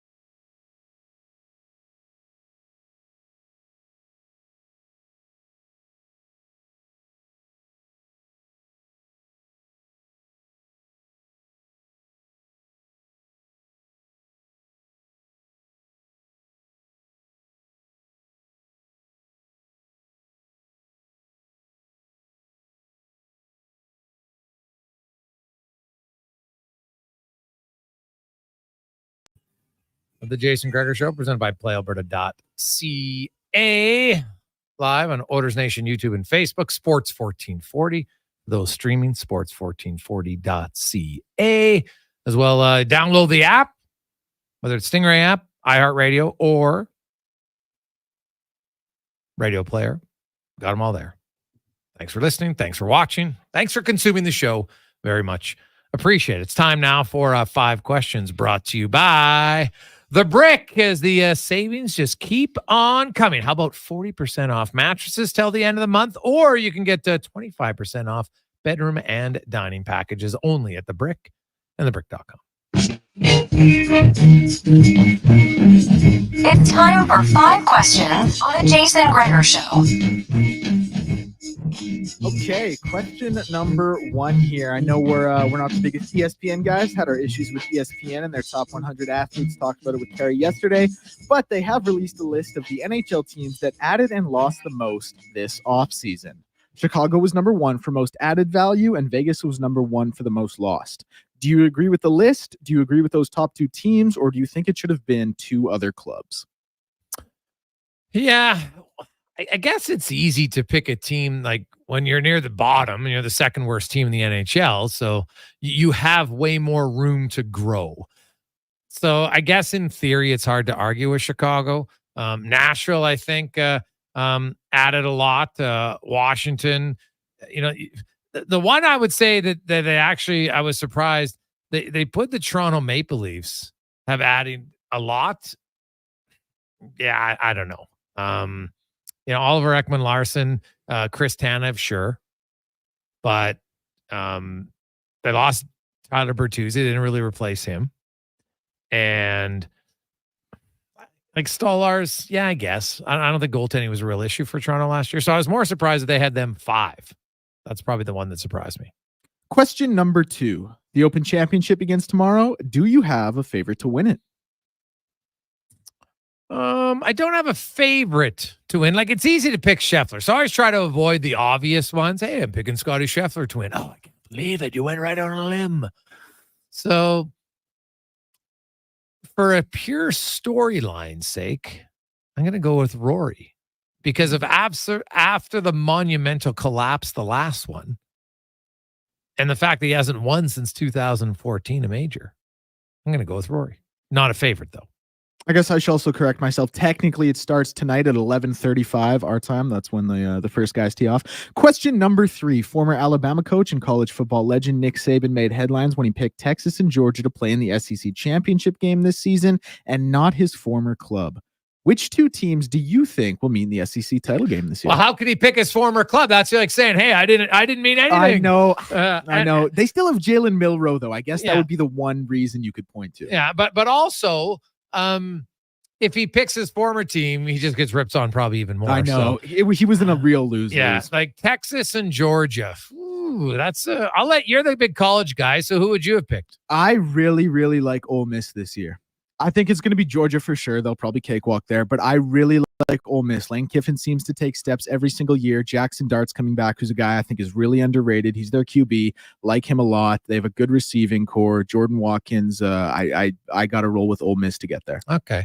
Because I'd be curious because these are the preseason rankings, and he picked the 2 guys that are ranked 1, 2. Way to go on a limb there, Nick. Geez, I can't believe you took that one. But I will go only because I like their unis. I'm going to go with Tennessee, and I agree with you on Georgia. They got a pretty favorable schedule. I like Tennessee. I like them a lot. It's a good pick. Question number 4, in honor of Jack Michaels being with us today, who is your favorite play-by-play man of all time? Oh, God, that's a really hard question. And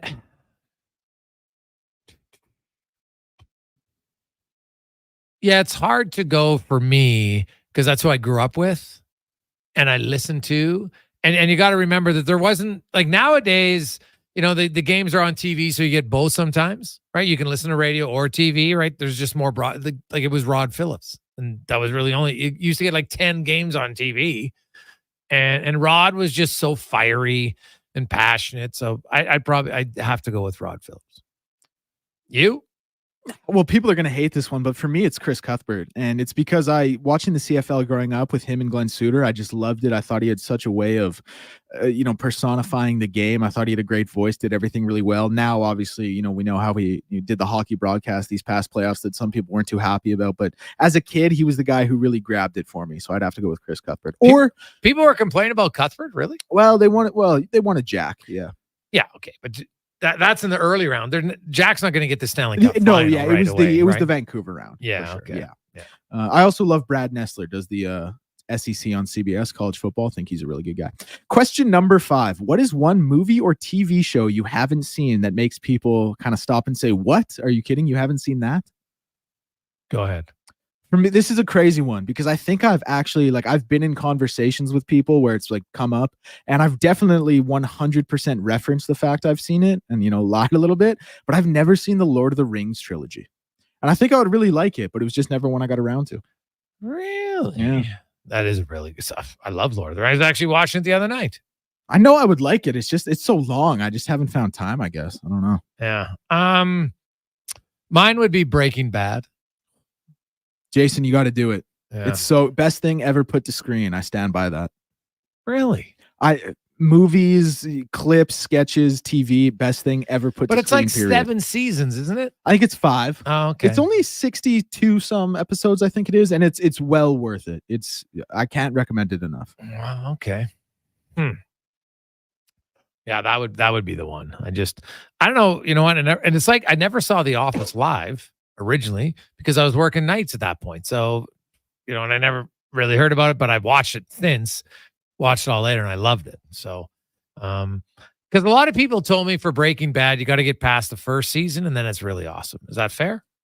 I've heard that about some shows. I don't think it necessarily applies to I think the first season is great as well. Season 4, 5, 100% the best. Season 3, great as well. Season 1 probably is the weakest, to be fair, but I don't think it's a weak season of TV. Okay.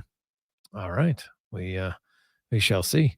We got a lot. Hey guys, Mike Lang, unreal. Mike Lang was great. Very, very good.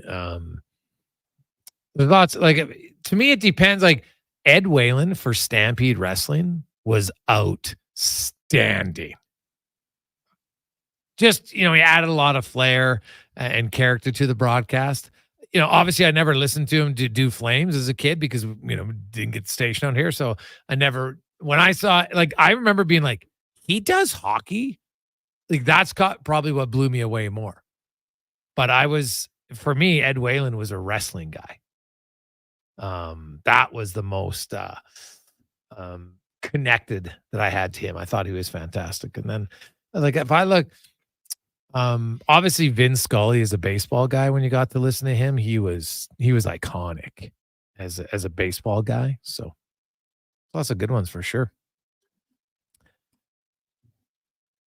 Hey guys, I think it's finally getting the credit it deserves, but Animal Kingdom is an unreal show from Suitcase. Yeah, I watched Animal Kingdom. I quite liked it. I think people are watching it more now. Yeah, Animal Kingdom's good. Right now, my go-to shows on TV are, I do like the, I don't know, what is it? Is it the prequel? Right? House of Dragon. I quite like that. Never saw Game of Thrones either, for what it's worth. Oh, dude. You should watch that. Do you like fantasy kind of medieval? Kind of fantasy, yeah. There's certain subject matter in it and certain maybe plot lines isn't the right word, but subject matter and plot lines that I don't that have kept me away from it. I'll say that. Like what? Dragons? No, I'm cool with dragons, but like there's some incestuous relationships I hear in that show, and it just I kind of like not really. Okay, no, okay. that's honestly in Game of Thrones, that it's like such a small part of it that it's small part of it's kind of a lot when it comes to that. Yeah. But I know, but the truth was, if you go back in history and time, that actually happened. So we can't. I know that we I don't want to talk about. They want to erase all of our history nowadays if they don't like it. So it was a very odd part of history, but it did happen at times. So it's obviously not ideal for sure to say at least. Mayor of Kingstown, you watch that? No, Jeremy Renner. The Jeremy Dude, Renner one, yeah. You got to watch that show. So wait, what's the plot of that one? So it's really focused. It's like it's like a kind of like an iron town, like it's steel town in Pittsburgh. And so he was in jail beforehand, but his families are police officers. He's kind of an in-between guy where he works with the street gang guys, works with the police, and tries to keep everything flowing so there's not all these like street wars and stuff. And so there's obviously a big connection because the more you read up on it in the United States and a lot of towns, like jails, like that's business. Yeah. Right. So it focuses on that. I quite like it. I like the storylines. I like the act. I think Renner's great. I think a lot of the characters are great in it. So it's a little bit more harsh for sure. It's not a lot of lovey-dovey if you're into that, right? Like there's Russian gangs and different things like that. So is that on right now? Like airing right now? Yeah, dude. I just watched episode 6. It came out on Sunday night. Season 1? No, season 3. Okay. All right. I'll check it out. Yeah, that's a show I'd recommend. You can get into it quick. There's not a ton of episodes. I think there's like 8 a season. It's quite good. Quick break. We'll come back. We'll get to spec. We got an hour to go. We got to pump this up a little bit. We haven't done an auction in a long time. Maybe you guys forget how to do it. We had Jack Michaels on. Y'all loved him. Now here's your opportunity to golf with him and raise money for Sports Central. Trent has it right now to steal at $1,000. It's next Wednesday. Includes breakfast. That's at 7 a.m. Tee off at the Quarry is at 8:30. It's this annual Spec Classic. There's lots of great prizes. You'll have loads of fun. And you and 3 of your buddies will be teeing it up with Jack Michaels in your foursome. So 833-401-1440. That's where you can call or bid to make your bid. We got an hour left, and Trent has a steal at $1,000. 833-401-1440. Let's get to Declan Kruger Sports 1440 update brought to you by Albatross Roofing. They're looking for experienced flat roofers and sheet metal fabricators. Must have experience with SBS modified bitumen roofing systems, and you can apply at roofingalbatross.ca. This is the Sports 1440 update.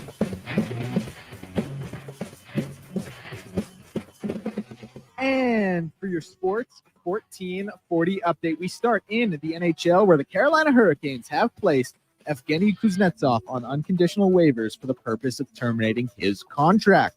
Kuznetsov was owed $6 of his $8 million salary in the final season of his $64.2 million 7-year deal, which he originally signed in 2017. This move making the way for him to sign back in the KHL. WNBA score from earlier was the Minnesota Lynx over the Atlanta Dream, 86-79. One more game getting going in about half an hour here. We'll see the Indiana Fever taking on the Dallas Wings out in Dallas.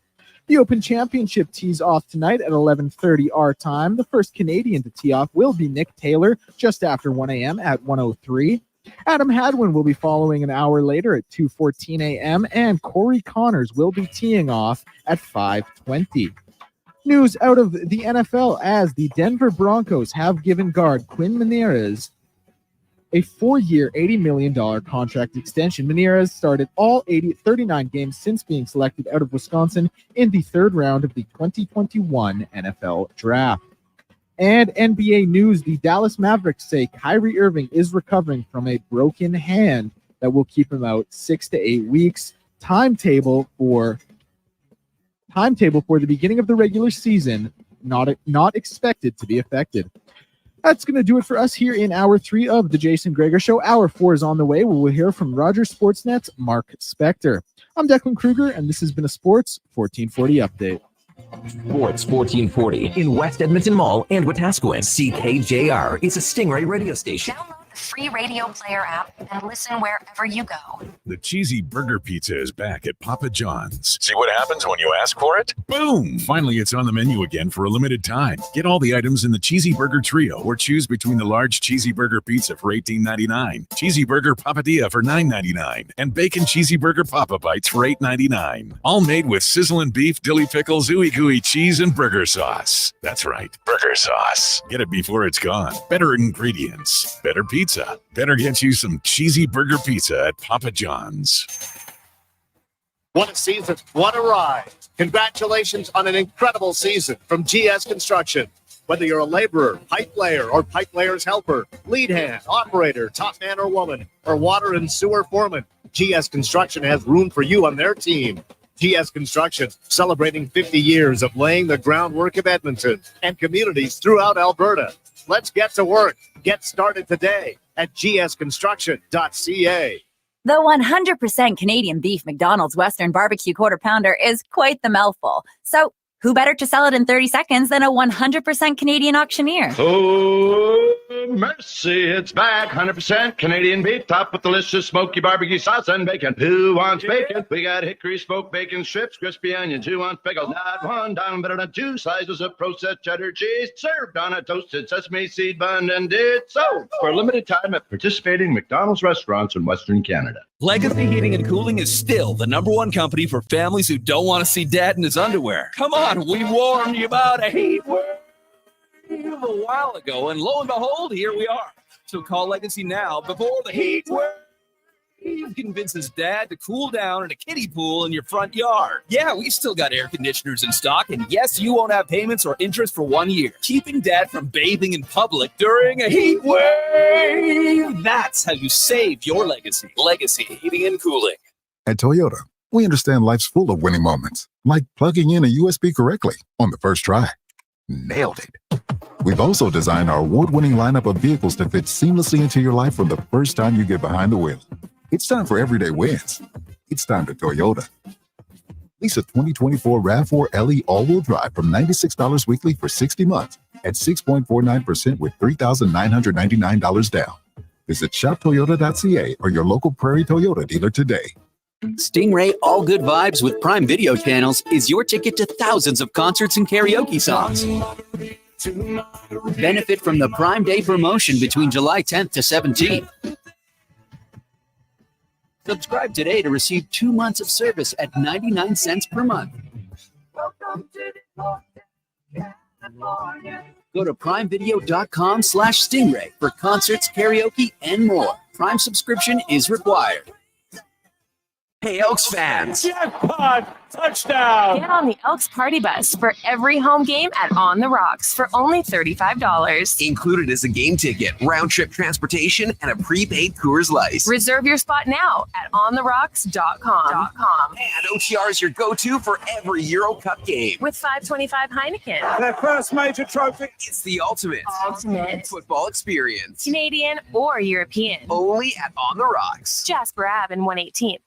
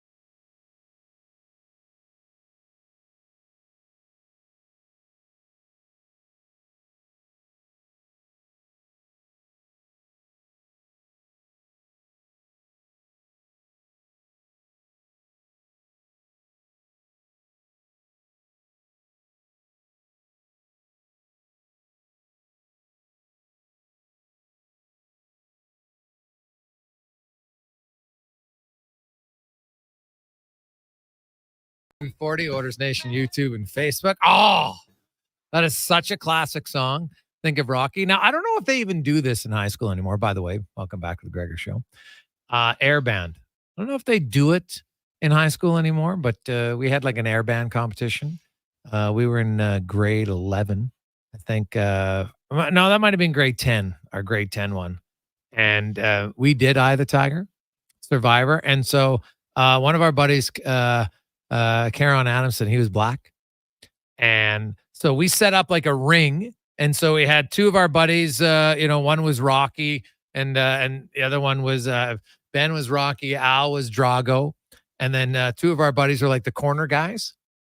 And so I was the singer and then Karen was a tiger. And so he came out just wearing shorts and we had just put like orange stripes around him. It was so awesome. Oh God, it was funny. I don't know. I have no idea. I don't think we won. I don't remember. I don't recall winning that year. And then the next year, Al was like this. You know how you have like your smart buddy in your group, and sometimes he says something, you're just like, well, yeah, he probably knows what he's talking about. So the next year we did some Phil Collins song. I don't remember what it was. It was like a terrible song. Oh, sorry, Paul Simon, not Phil Collins. And it was like about some tribe. And so we had to put shoe polish. And so he was like, put mayonnaise on your body first, and then you put like the shoe polish color. And it was like a tan shoe polish. Well, dude, because allegedly that made it come off easier. No, it didn't. I must have scrubbed for like 4 hours. So I was raw trying to get that off. That's all I remember. It was the worst. And the song was terrible. And that was easily the best to worst airband situation in my life. I don't know if they do airband in high school anymore, but if they did, I would be a celebrity judge. I would go guest judge anytime at a high school who did an airband. Thought it was like the greatest thing ever. I love watching it because if you can see the creativity of people to make their airband, because I know they do it on TV now, right? It's a big whole show and everything, but that had happened well before I ever saw it on TV. I don't know if your high school ever had an airband. Did you have airband competitions, Declan? Actual battle of the bands for a couple years, like 2 of the 3 years I was there. But I think it fizzled out. I don't think there was really enough interest. I think it fizzled out pretty quickly. And I think some people kind of also took it as like a way to make it a joke. And the school didn't really like that. So it was short lived. Oh, okay. So did you do it? No. Okay. All right. There we go.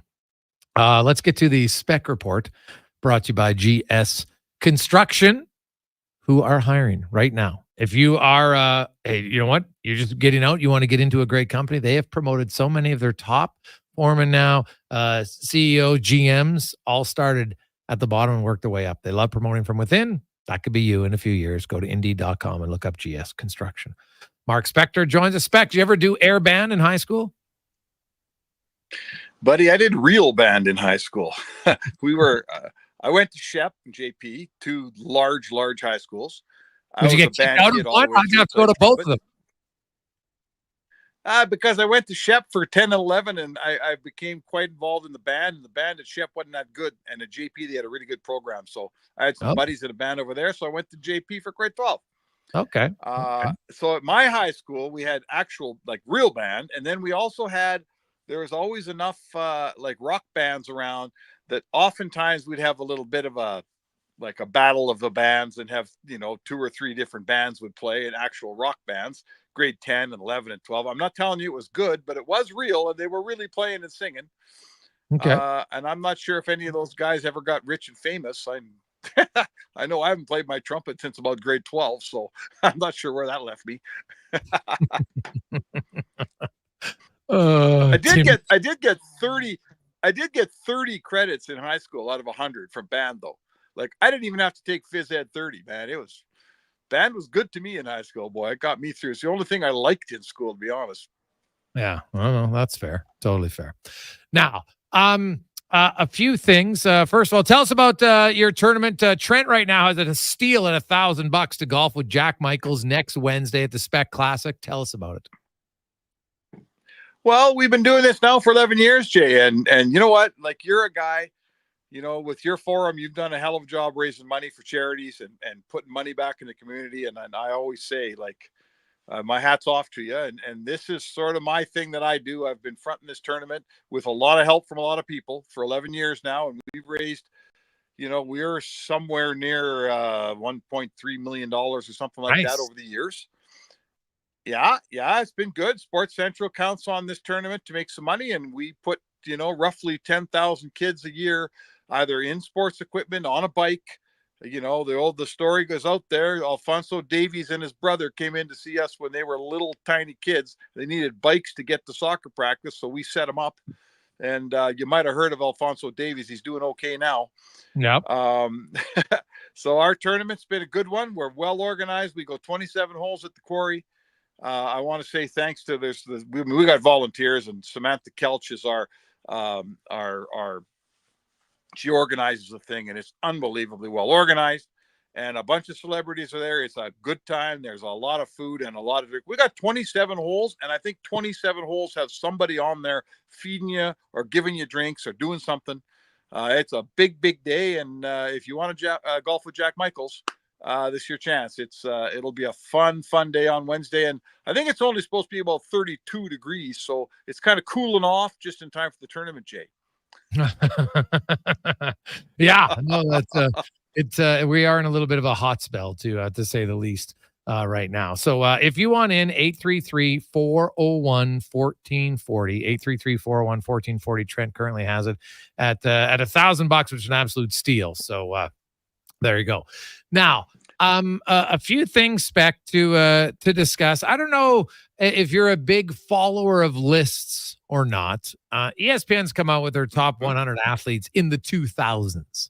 And, it's an interesting idea, but unfortunately, if it's only in the 2000s, and when you consider how many awards Connor McDavid has won in his sport already, that he is 98th, and you have guys like James Harden and others that are listed 30 athletes ahead of him. I'm like, I'm sorry, the list is a joke. Like, I'm sorry, I just can't take it serious. And I get that ESPN, like, if you want to pander to your audience, then just say, we're going to make a list, but we want to pander to our audience, and we don't think our audience is hockey people. So that's what we're going to do.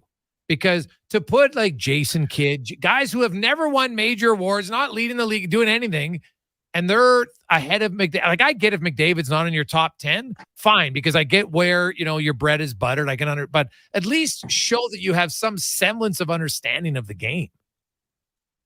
Well, wait a sec now. So you got the list in front of you anywhere? I have the top 50. They haven't released 1 to 50 yet. Okay. I want to know let's talk hockey. Let's talk about who's the best hockey players in the 2000s. I'm telling you, we start with Sid Crosby, right? Sure. I know Mario Lemieux played in the 2000s. Yeah. So he technically would qualify based on their ranking if you've played in the 2000s. So yeah, Lemieux could be in there, and he should then. He could be, but the best guy whose whole career has been in the 2000s has been Crosby. Probably you got to get Ovechkin in there. Have either of those guys been named? Yeah, Ovi is, I think, 54 is Ovi. Okay. 54. Yeah. So I don't know. You know what? Like, It's funny. newsflash, He's 54, American. but he's 54 spec on a guy who's going to set the record for the most goals ever in his sports history. He's only 54, and he's won hearts. He's won he's won multiple individual trophies. And I look at some of the guys even ahead of him, and I'm like A-Rod, really? Like I'm sorry, I just don't do it. They just released now up to like the top 25, and so far Ovechkin. So Crosby's not there yet, so I guess that means he'll be in the top 25, right? Because they don't have him in the 25 to 50, and they don't have him in the top from 50 to 100. So I got to think he's going to be in the top 25, and that's okay. But the fact that McDavid is, people who watch hockey are like, this guy might be considered the greatest player ever. He's in the conversation based on what he's done through 9 years, but he's only 98. Like, it's just dumb. That's all I'm saying. Well, you know what? Like, listen, this is just a small sampling of why hockey remains the number 4 or 5 or whatever sport in North America. Because Americans, you know what? It's our sport, and there's some of America that loves our sport, but the vast majority, we had this conversation last week, Jay, the vast majority of America doesn't grow up on hockey, doesn't care much about hockey, and they don't understand the game. They don't have an appreciation for the game. I remember talking to a guy in a bar in, might have been Tampa. The old story, the sports writer, I'm on the road by myself. I'm sitting at a bar having a bite to eat by myself. And I'm talking to some dude, real nice guy, real sports fan. We're sitting there watching games. And I told him at one point we started talking hockey. I said, well, like, hockey players move way faster than everybody else. Like you can't compare running back to a hockey player in terms of how fast they're moving on the ice. He couldn't believe it. He said, you're not telling me that the fastest running back doesn't go as fast as a hockey player. I said, dude, they skate around at 30 some kilometers an hour, right? Like, they don't understand the physics of the game. They don't understand anything on the game. They don't get their head around the fact that they're doing this on a pair of steel blades. The puck, the football is in your hand. The basketball bounces from your hand to the floor and back. A hockey puck's about 9 feet from your brain on bad ice at the end of a long stick, right? Mm-hmm. All of those things, they don't get it. They don't get that makes the game what it is. So, you know what? We get it, and that's all that really counts. Yeah, no, it's fair. I look at, ESPN, they say you're a sports network, then be a sports network and show your readers and educate them on what greatness is. Like that's all I'm saying. Like, it's like Connor McDavid. Well, they got hockey too. And even if Connor McDavid didn't play in Edmonton, it's irrelevant. If Connor McDavid played anywhere, like, I watched Sidney Crosby, I saw how great he was. I don't have any qualms about where the great player's from. It's irrelevant to me. The fact that the guy happens to be in Edmonton right now doesn't change my opinion on ESPN and how they continually, I think, downgrade their partnership with the NHL is what I'll say.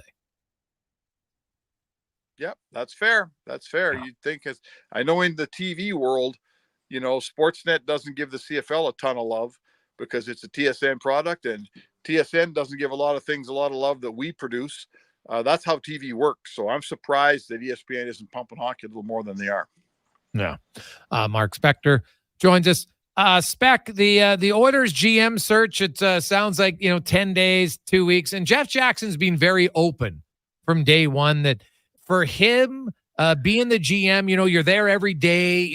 Ken Holland was on every road trip. That's what he was. Now, not every GM goes on every road trip, but lots do. Jeff Jackson, when he got hired to be the CEO, he didn't want to be the GM because he didn't want to do that day-to-day stuff. And so people asking, why doesn't he be the GM? Because he doesn't want to do the daily stuff of the GM. But that doesn't mean that the GM's not going to have the same vision of how he wants to approach his hockey team.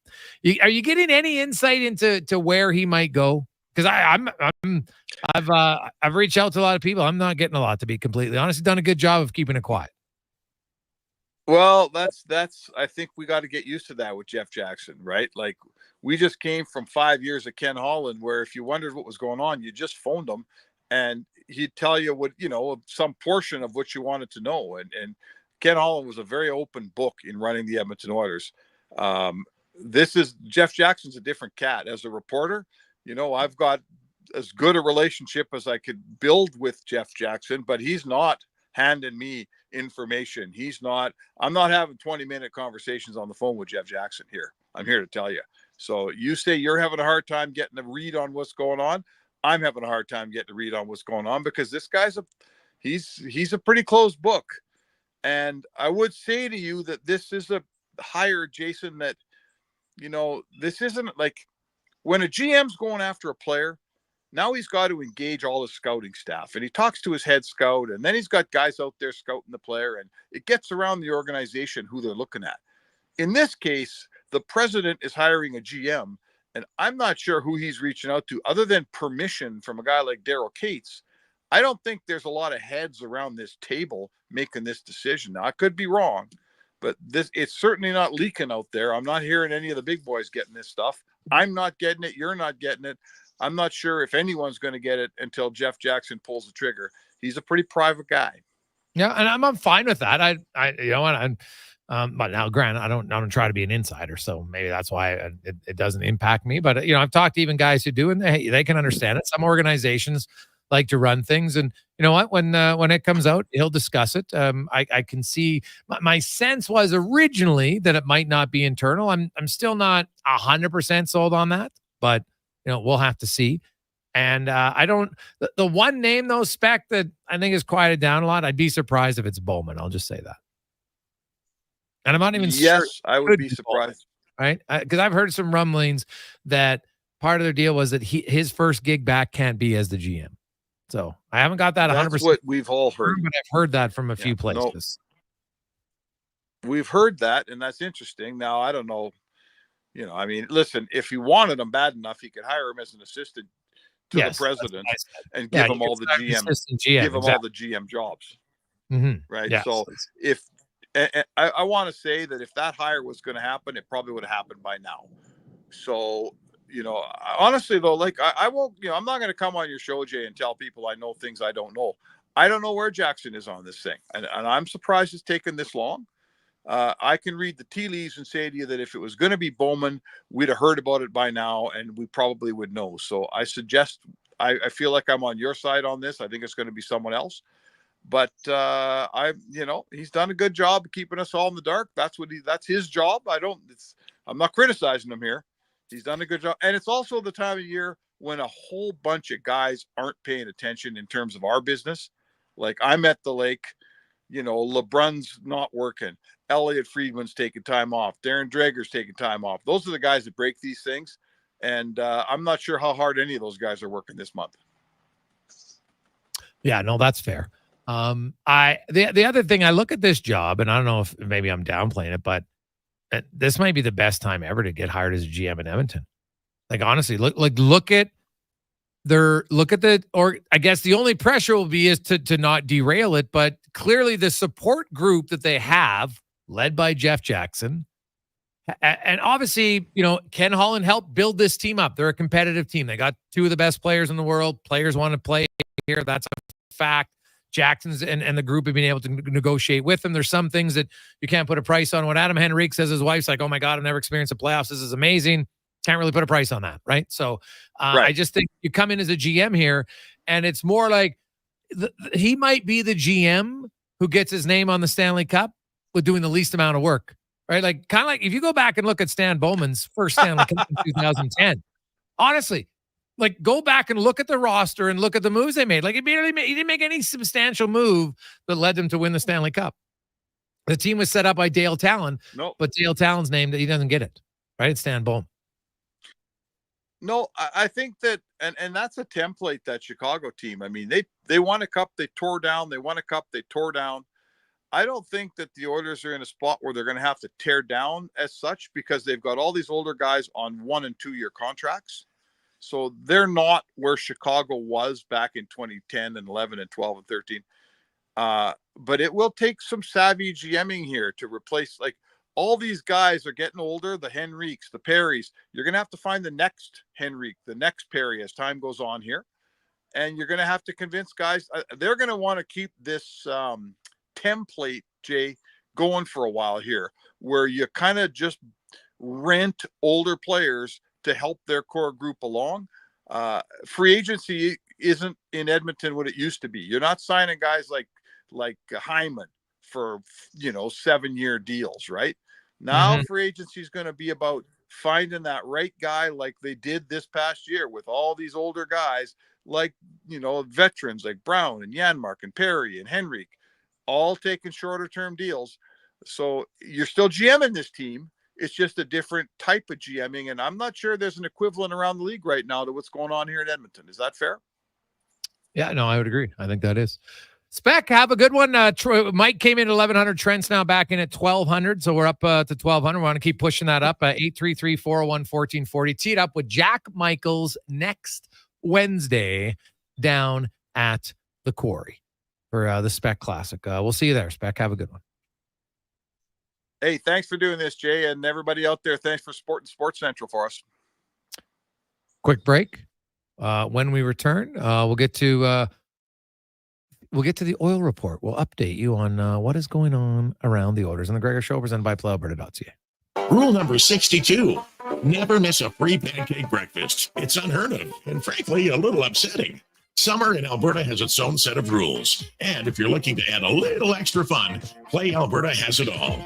Use promo code SUMMER to snag a $50 casino bonus for casino, instants, and live dealer with your next deposit. Get ready for promotions throughout the summer to help you make the most of those sunny Alberta days. Because we all know they don't last long enough. Bonus terms and conditions apply.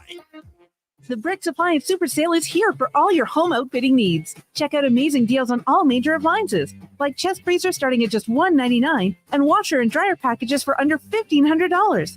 Plus, shop incredible deals in other departments, like up to $920 off sofas and sectionals.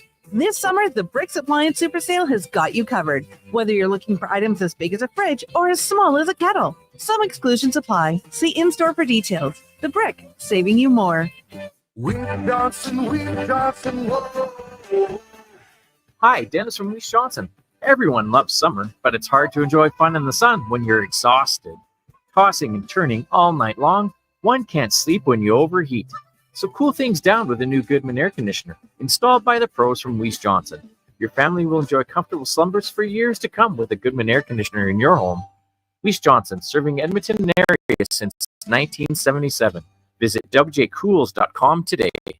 Diablo Boots has been open for business for 60 years, selling Canadian-made quality boots. Diablo has Canada West work, biker, and cowboy boots with fixable soles and heels. So why buy boots like Ariat, Justin, or Red Wing that are made in China? Get your money's worth with Diablo's Canada West tough, comfortable work boots. So save on boots by Save On Foods, 3340 Gateway Boulevard on the east side of Save On Foods. And does Diablo sell the best boots in town? You betcha. Legacy Heating and Cooling is still the #1 company for families who don't want to see dad in his underwear. Come on, we warned you about a heat wave a while ago, and lo and behold, here we are.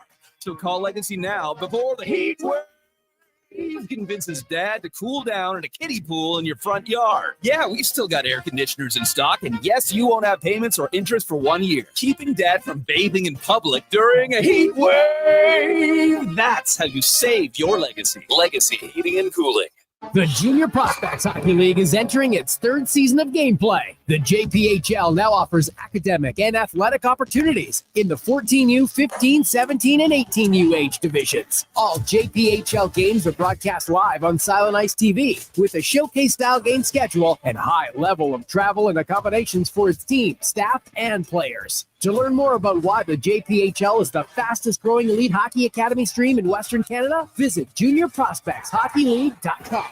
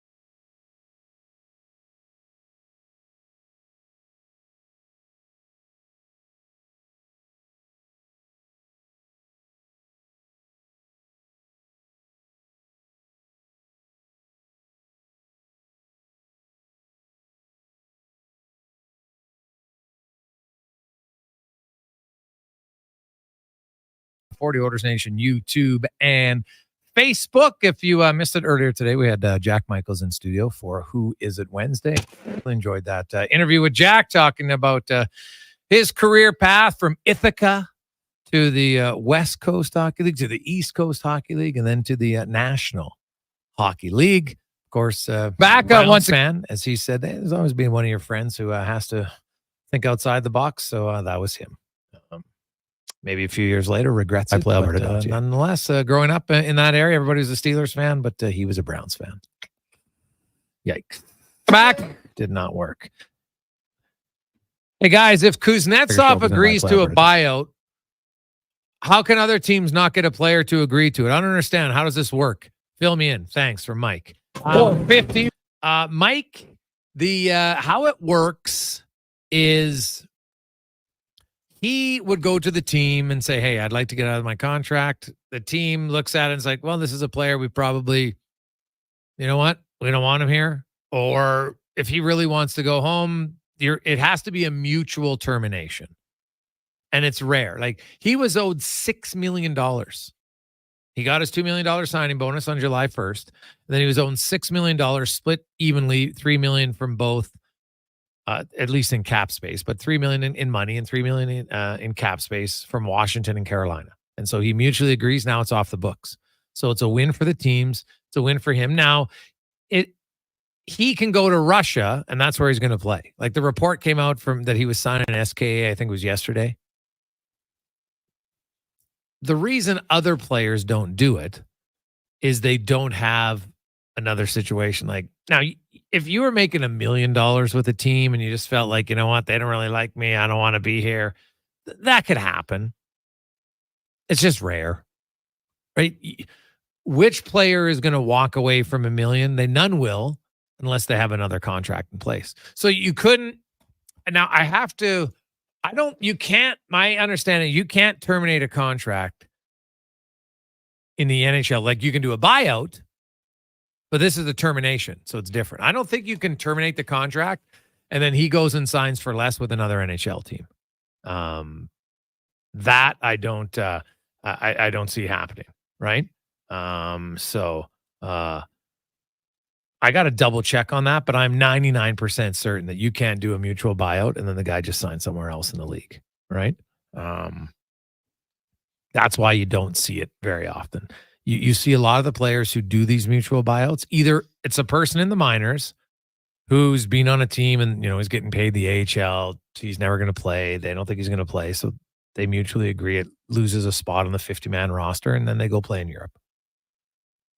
The majority of these cases are guys who have deals in Europe, and then they go there.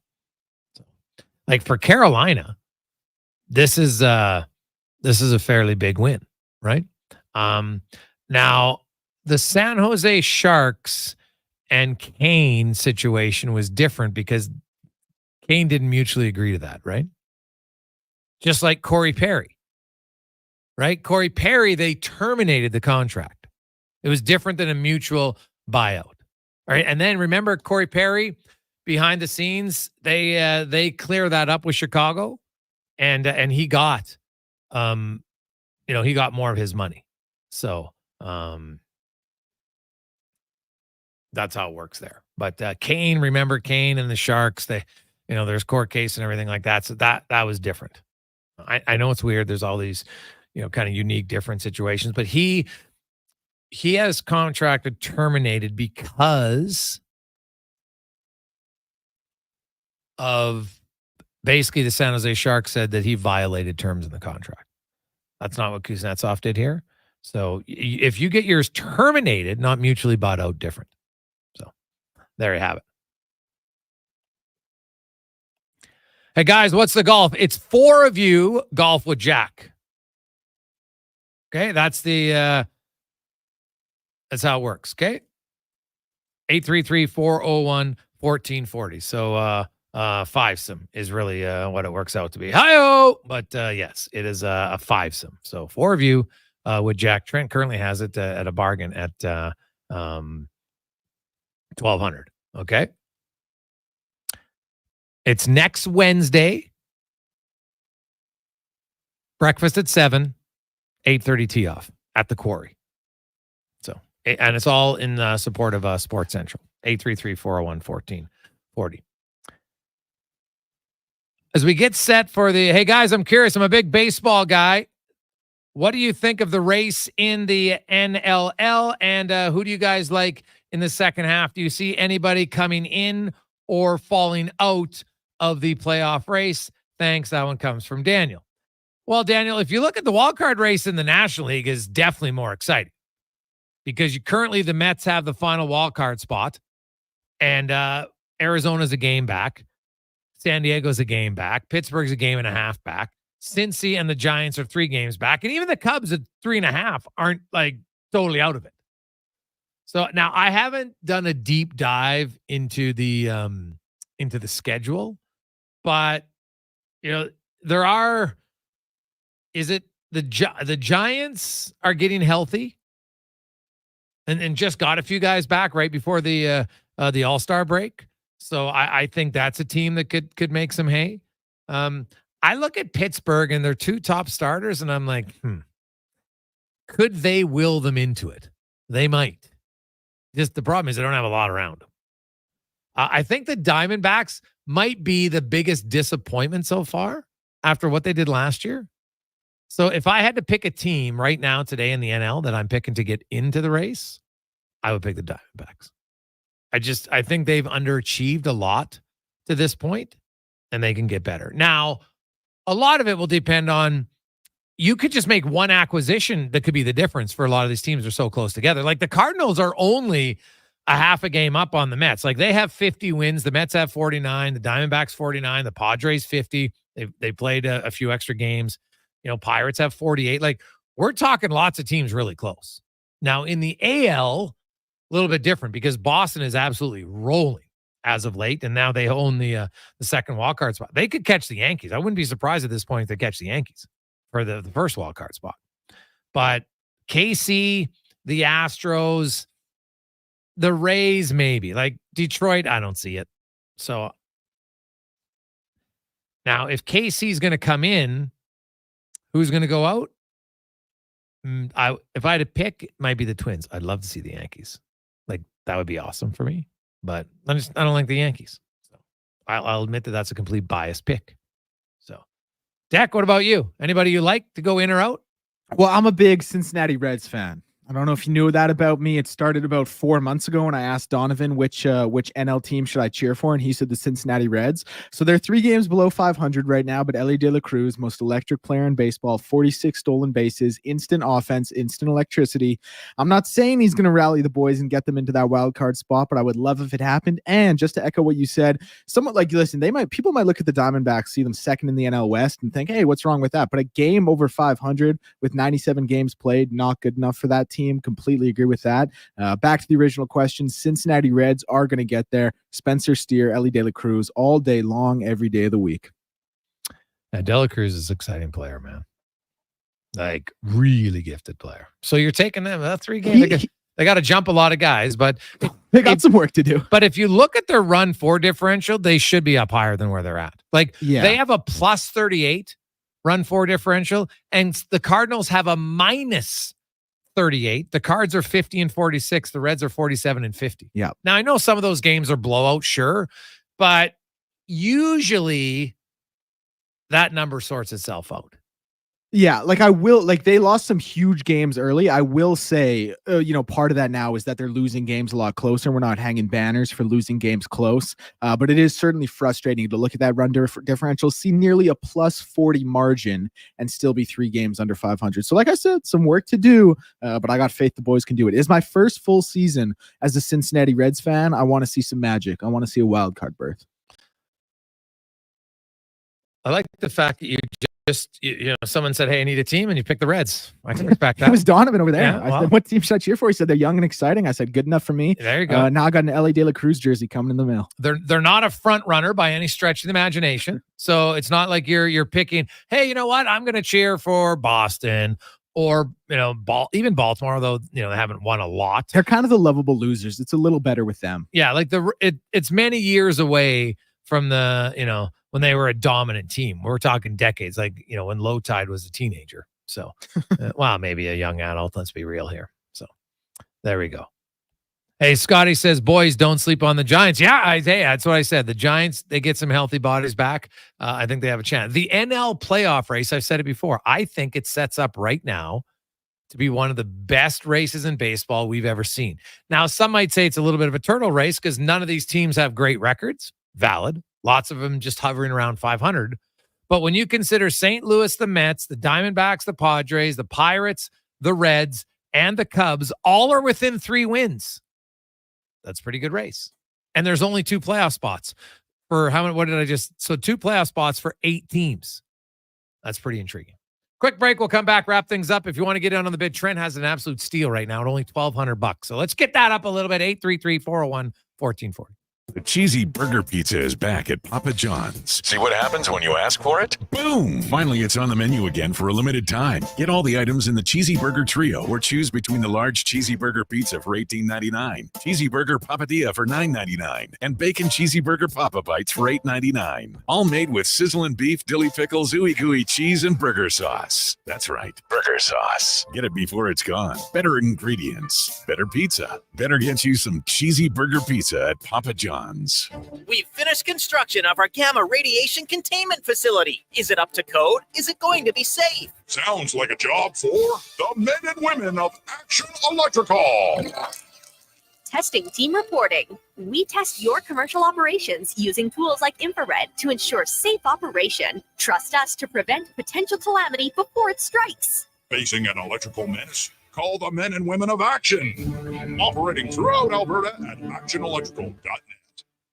The Bricks Appliance Super Sale is here for all your home outfitting needs. Check out amazing deals on all major appliances, like chest freezers starting at just $199 and washer and dryer packages for under $1,500. Plus, shop incredible deals in other departments, like up to $920 off sofas and sectionals. This summer, the Bricks Appliance Super Sale has got you covered. Whether you're looking for items as big as a fridge or as small as a kettle. Some exclusions apply. See in store for details. The Brick, saving you more. Rule number 41, never challenge a goose in the Bow Valley. They run this town and they know it. Summer in Alberta has its own set of rules. And if you're looking to add a little extra fun, Play Alberta has it all. Use promo code SUMMER to snag a $50 casino bonus for casino, instance, and live dealer with your next deposit. Get ready for promotions throughout the summer to help you make the most of those sunny Alberta days. Because we all know they don't last long enough. Bonus terms and conditions apply. The 100% Canadian beef McDonald's Western Barbecue Quarter Pounder is quite the mouthful. So, who better to sell it in 30 seconds than a 100% Canadian auctioneer? Oh, mercy, it's back. 100% Canadian beef, topped with delicious smoky barbecue sauce and bacon. Who wants bacon? We got hickory smoked bacon strips, crispy onions. Who wants pickles? Not one down, but on 2 slices of processed cheddar cheese, served on a toasted sesame seed bun, and it's so for a limited time at participating McDonald's restaurants in Western Canada. Tim Hortons Camp Day is today.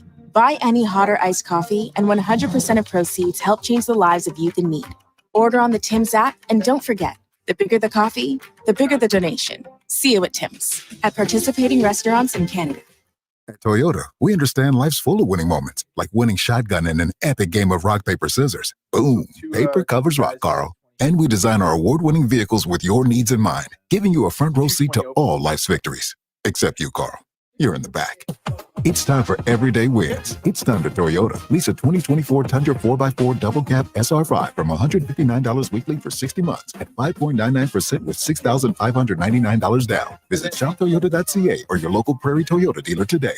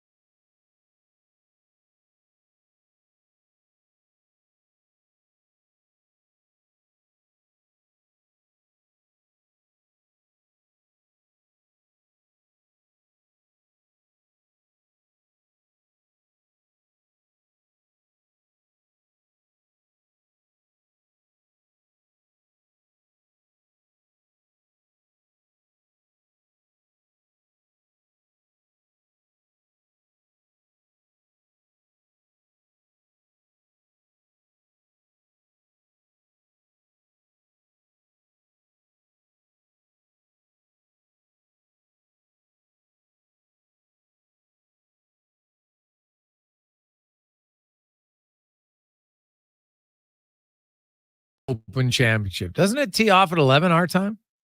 11:30? I think it is. So for the opening round. Yeah, 11:35. The first set is going to get going. It sounds like. So all of you diehard golf fans. Now, if I'm not mistaken, they record that and it'll start again kind of live. You can watch it like, hey, you're just watching it at 6 a.m. if I'm not mistaken. So, and obviously there'll be people teeing off all day long anyway. So, but it's if you're a golf fanatic, you might want to, show's over, go have a nap, get yourself ready for 11:35. Now, Scotty Scheffler, I haven't even looked at the odds. I should look it up right now at playalberta.ca to see Scheffler. I'm assuming is the favorite. Last I saw, he was the favorite at about plus 400. Ooh. All right. And let's look at Yeah. I'll check it out. I'm kind of a little curious. On a couple of sports books, Rory comes back as the second biggest betting favorite at plus 800. Okay. See, I could see why. Like Scheffler, yeah, Rory's second at playalberta.ca. Xander Schauffele, he's always in the mix. I like Schauffele. DeChambeau. Ooh. He's what has he got? Six best odds? Not bad. So yeah, Tiger Woods. I wonder, is there somebody's got to have a wager to see if Tiger makes playoffs or not? But I mean the weekend. I don't think it's going to happen. Like that. This course does not play for how his game is set up right now. So see where that goes. 833-401-1440. If you got 3 minutes, if you want to get into Steal It Away from Trent at absolute steal, Trent steal. Feel free to bid up yourself just because it's so low for Sports Central. It's a foursome with Jack. It's just above face value. Barely. So 833-401-1440. Let's get to the oil report brought to you by Volvo Cars Edmonton. They are Canada's #1 Volvo dealership. 13 years running, excellence award winner in sales and service. You can get good cars. Like they have a quality car. You can get good cars, but do you get the service like this? You don't. They have unbelievable service, and that'll keep you coming back at VolvoCarsEdmonton.com. The orders, as we mentioned earlier in the program, GM search is getting closer. Not a lot of real names out there to be honest, but that are at least public. I don't think it's Bowman. That's what I'll say. Jeff Jackson wants somebody who's aligned with his vision, and you can make the argument that someone like that, Keith Gretzky, Bill Scott, they could be in they could be in house. So maybe they surprise us, and that's where they go. Oh yes, I don't think it would be a negative by any stretch of imagination, right? They know what the direction of the organization is, so we'll see what they do. My original sense was they were going to go outside, but that can always change. Right? That can always change. So we'll see where that goes from there. As for the when I look at the salary cap for the Edmonton Oilers, nothing's changed. People keep asking. I honestly don't think there's going to be much movement until the Oilers get a clear response on Evander Kane. And as you saw, he's at the ESPYs. So right now he's doing the rest rehab. And they'll see if that can solve his, according to Jeff Jackson, hip issue. That to me was the key word of all the things we heard from Jackson at the end of the season. It was that he mentioned Evander Kane with his hip. We had heard that he had sports hernia, which is properly athletic pubalgia, but then he mentioned hip. Now hip's a total. Now hip can be connected to your core muscle issues, right? You start compensating, can lead to that, can be an issue. But if it's a hip, that changes a lot for me, a lot. So we will we'll see about that. Now, if Kane's healthy, then they're going to have to shed some salary because they're going to sign Holloway and Broberg. I don't see those contracts being signed before the GM is in place. You got to leave them something to do, don't you? No. And let's be honest, I don't think those negotiations are going to be overly difficult. Neither one has arbitration rights. What I know people have talked about an offer sheet. I don't see it, to be honest, for Philip Broberg. I can understand the theory behind people say doing it. You'd have to go so high that Edmonton would be willing to walk away. And that's just rare. It just does not happen very often at all. So, whatsoever. Hey, boys, I just have to say, one of Jack's favorite calls, and there's going to be a goalie fight. It's true. Mike Smith. Talbot. Most of you remember exactly where it was. Hey, Greg's, why isn't Zach Edey playing for Team Canada? He decided after his long season he wanted to opt and focus on training, getting ready for the upcoming NBA season. So that was his decision. He thought he might not play a ton. So there you go. On behalf of Declan Kruger, I'm Jason Gregor. Thanks so much for listening. Congratulations, Trent. You won. We'll get a hold of you. Thank you very much. Let's get to Kruger and the Sports 1440 update brought to you by Legacy Heating and Cooling. Home. The no payments, no interest for 1 year on your AC unit. Stay cool all summer. LegacyHeating.ca. Good night.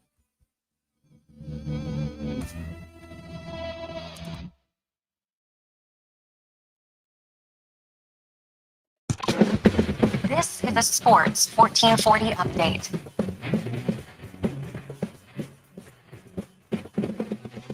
And for your Sports 1440 update, we start in the NHL, where the Carolina Hurricanes have put Evgeny Kuznetsov on unconditional waivers for the purpose of terminating his NHL contract, paving the way for him to sign in the KHL.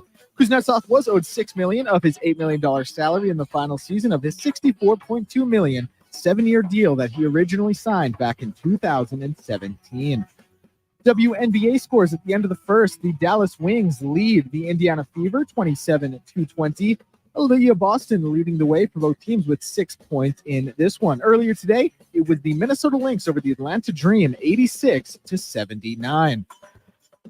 The Open Championship gets going tonight. It all tees off at 11:30 our time. The first Canadian in action will be Nick Taylor at 1:03 a.m. Adam Hadwin will be teeing off at 2:14 a.m. our time, and Corey Connors will be teeing off at 5:20. News out of the football world as the Denver Broncos and guard Quinn Meneras have agreed on a 4-year extension worth $80 million. Meneras has started all 39 games in his career since being selected in the third round of the 2021 NFL Draft. In the NBA, the Mavs are optimistic Kyrie Irving will be cleared by the NBA's start date, as he is currently recovering from a surgery to repair a broken left hand. The timetable estimated to be a 6-week to 8-week span. That is going to do it for us here on the Jason Gregor Show. Turn Sports is up next. The Kevin Carrier Show returns at 7 a.m. tomorrow morning. Fox Sports Radio will be by at 9 o'clock tonight. On behalf of Jason Gregor, I'm Declan Kruger, and this has been a Sports 1440 update. Sports 1440, a Stingray radio station. Broadcast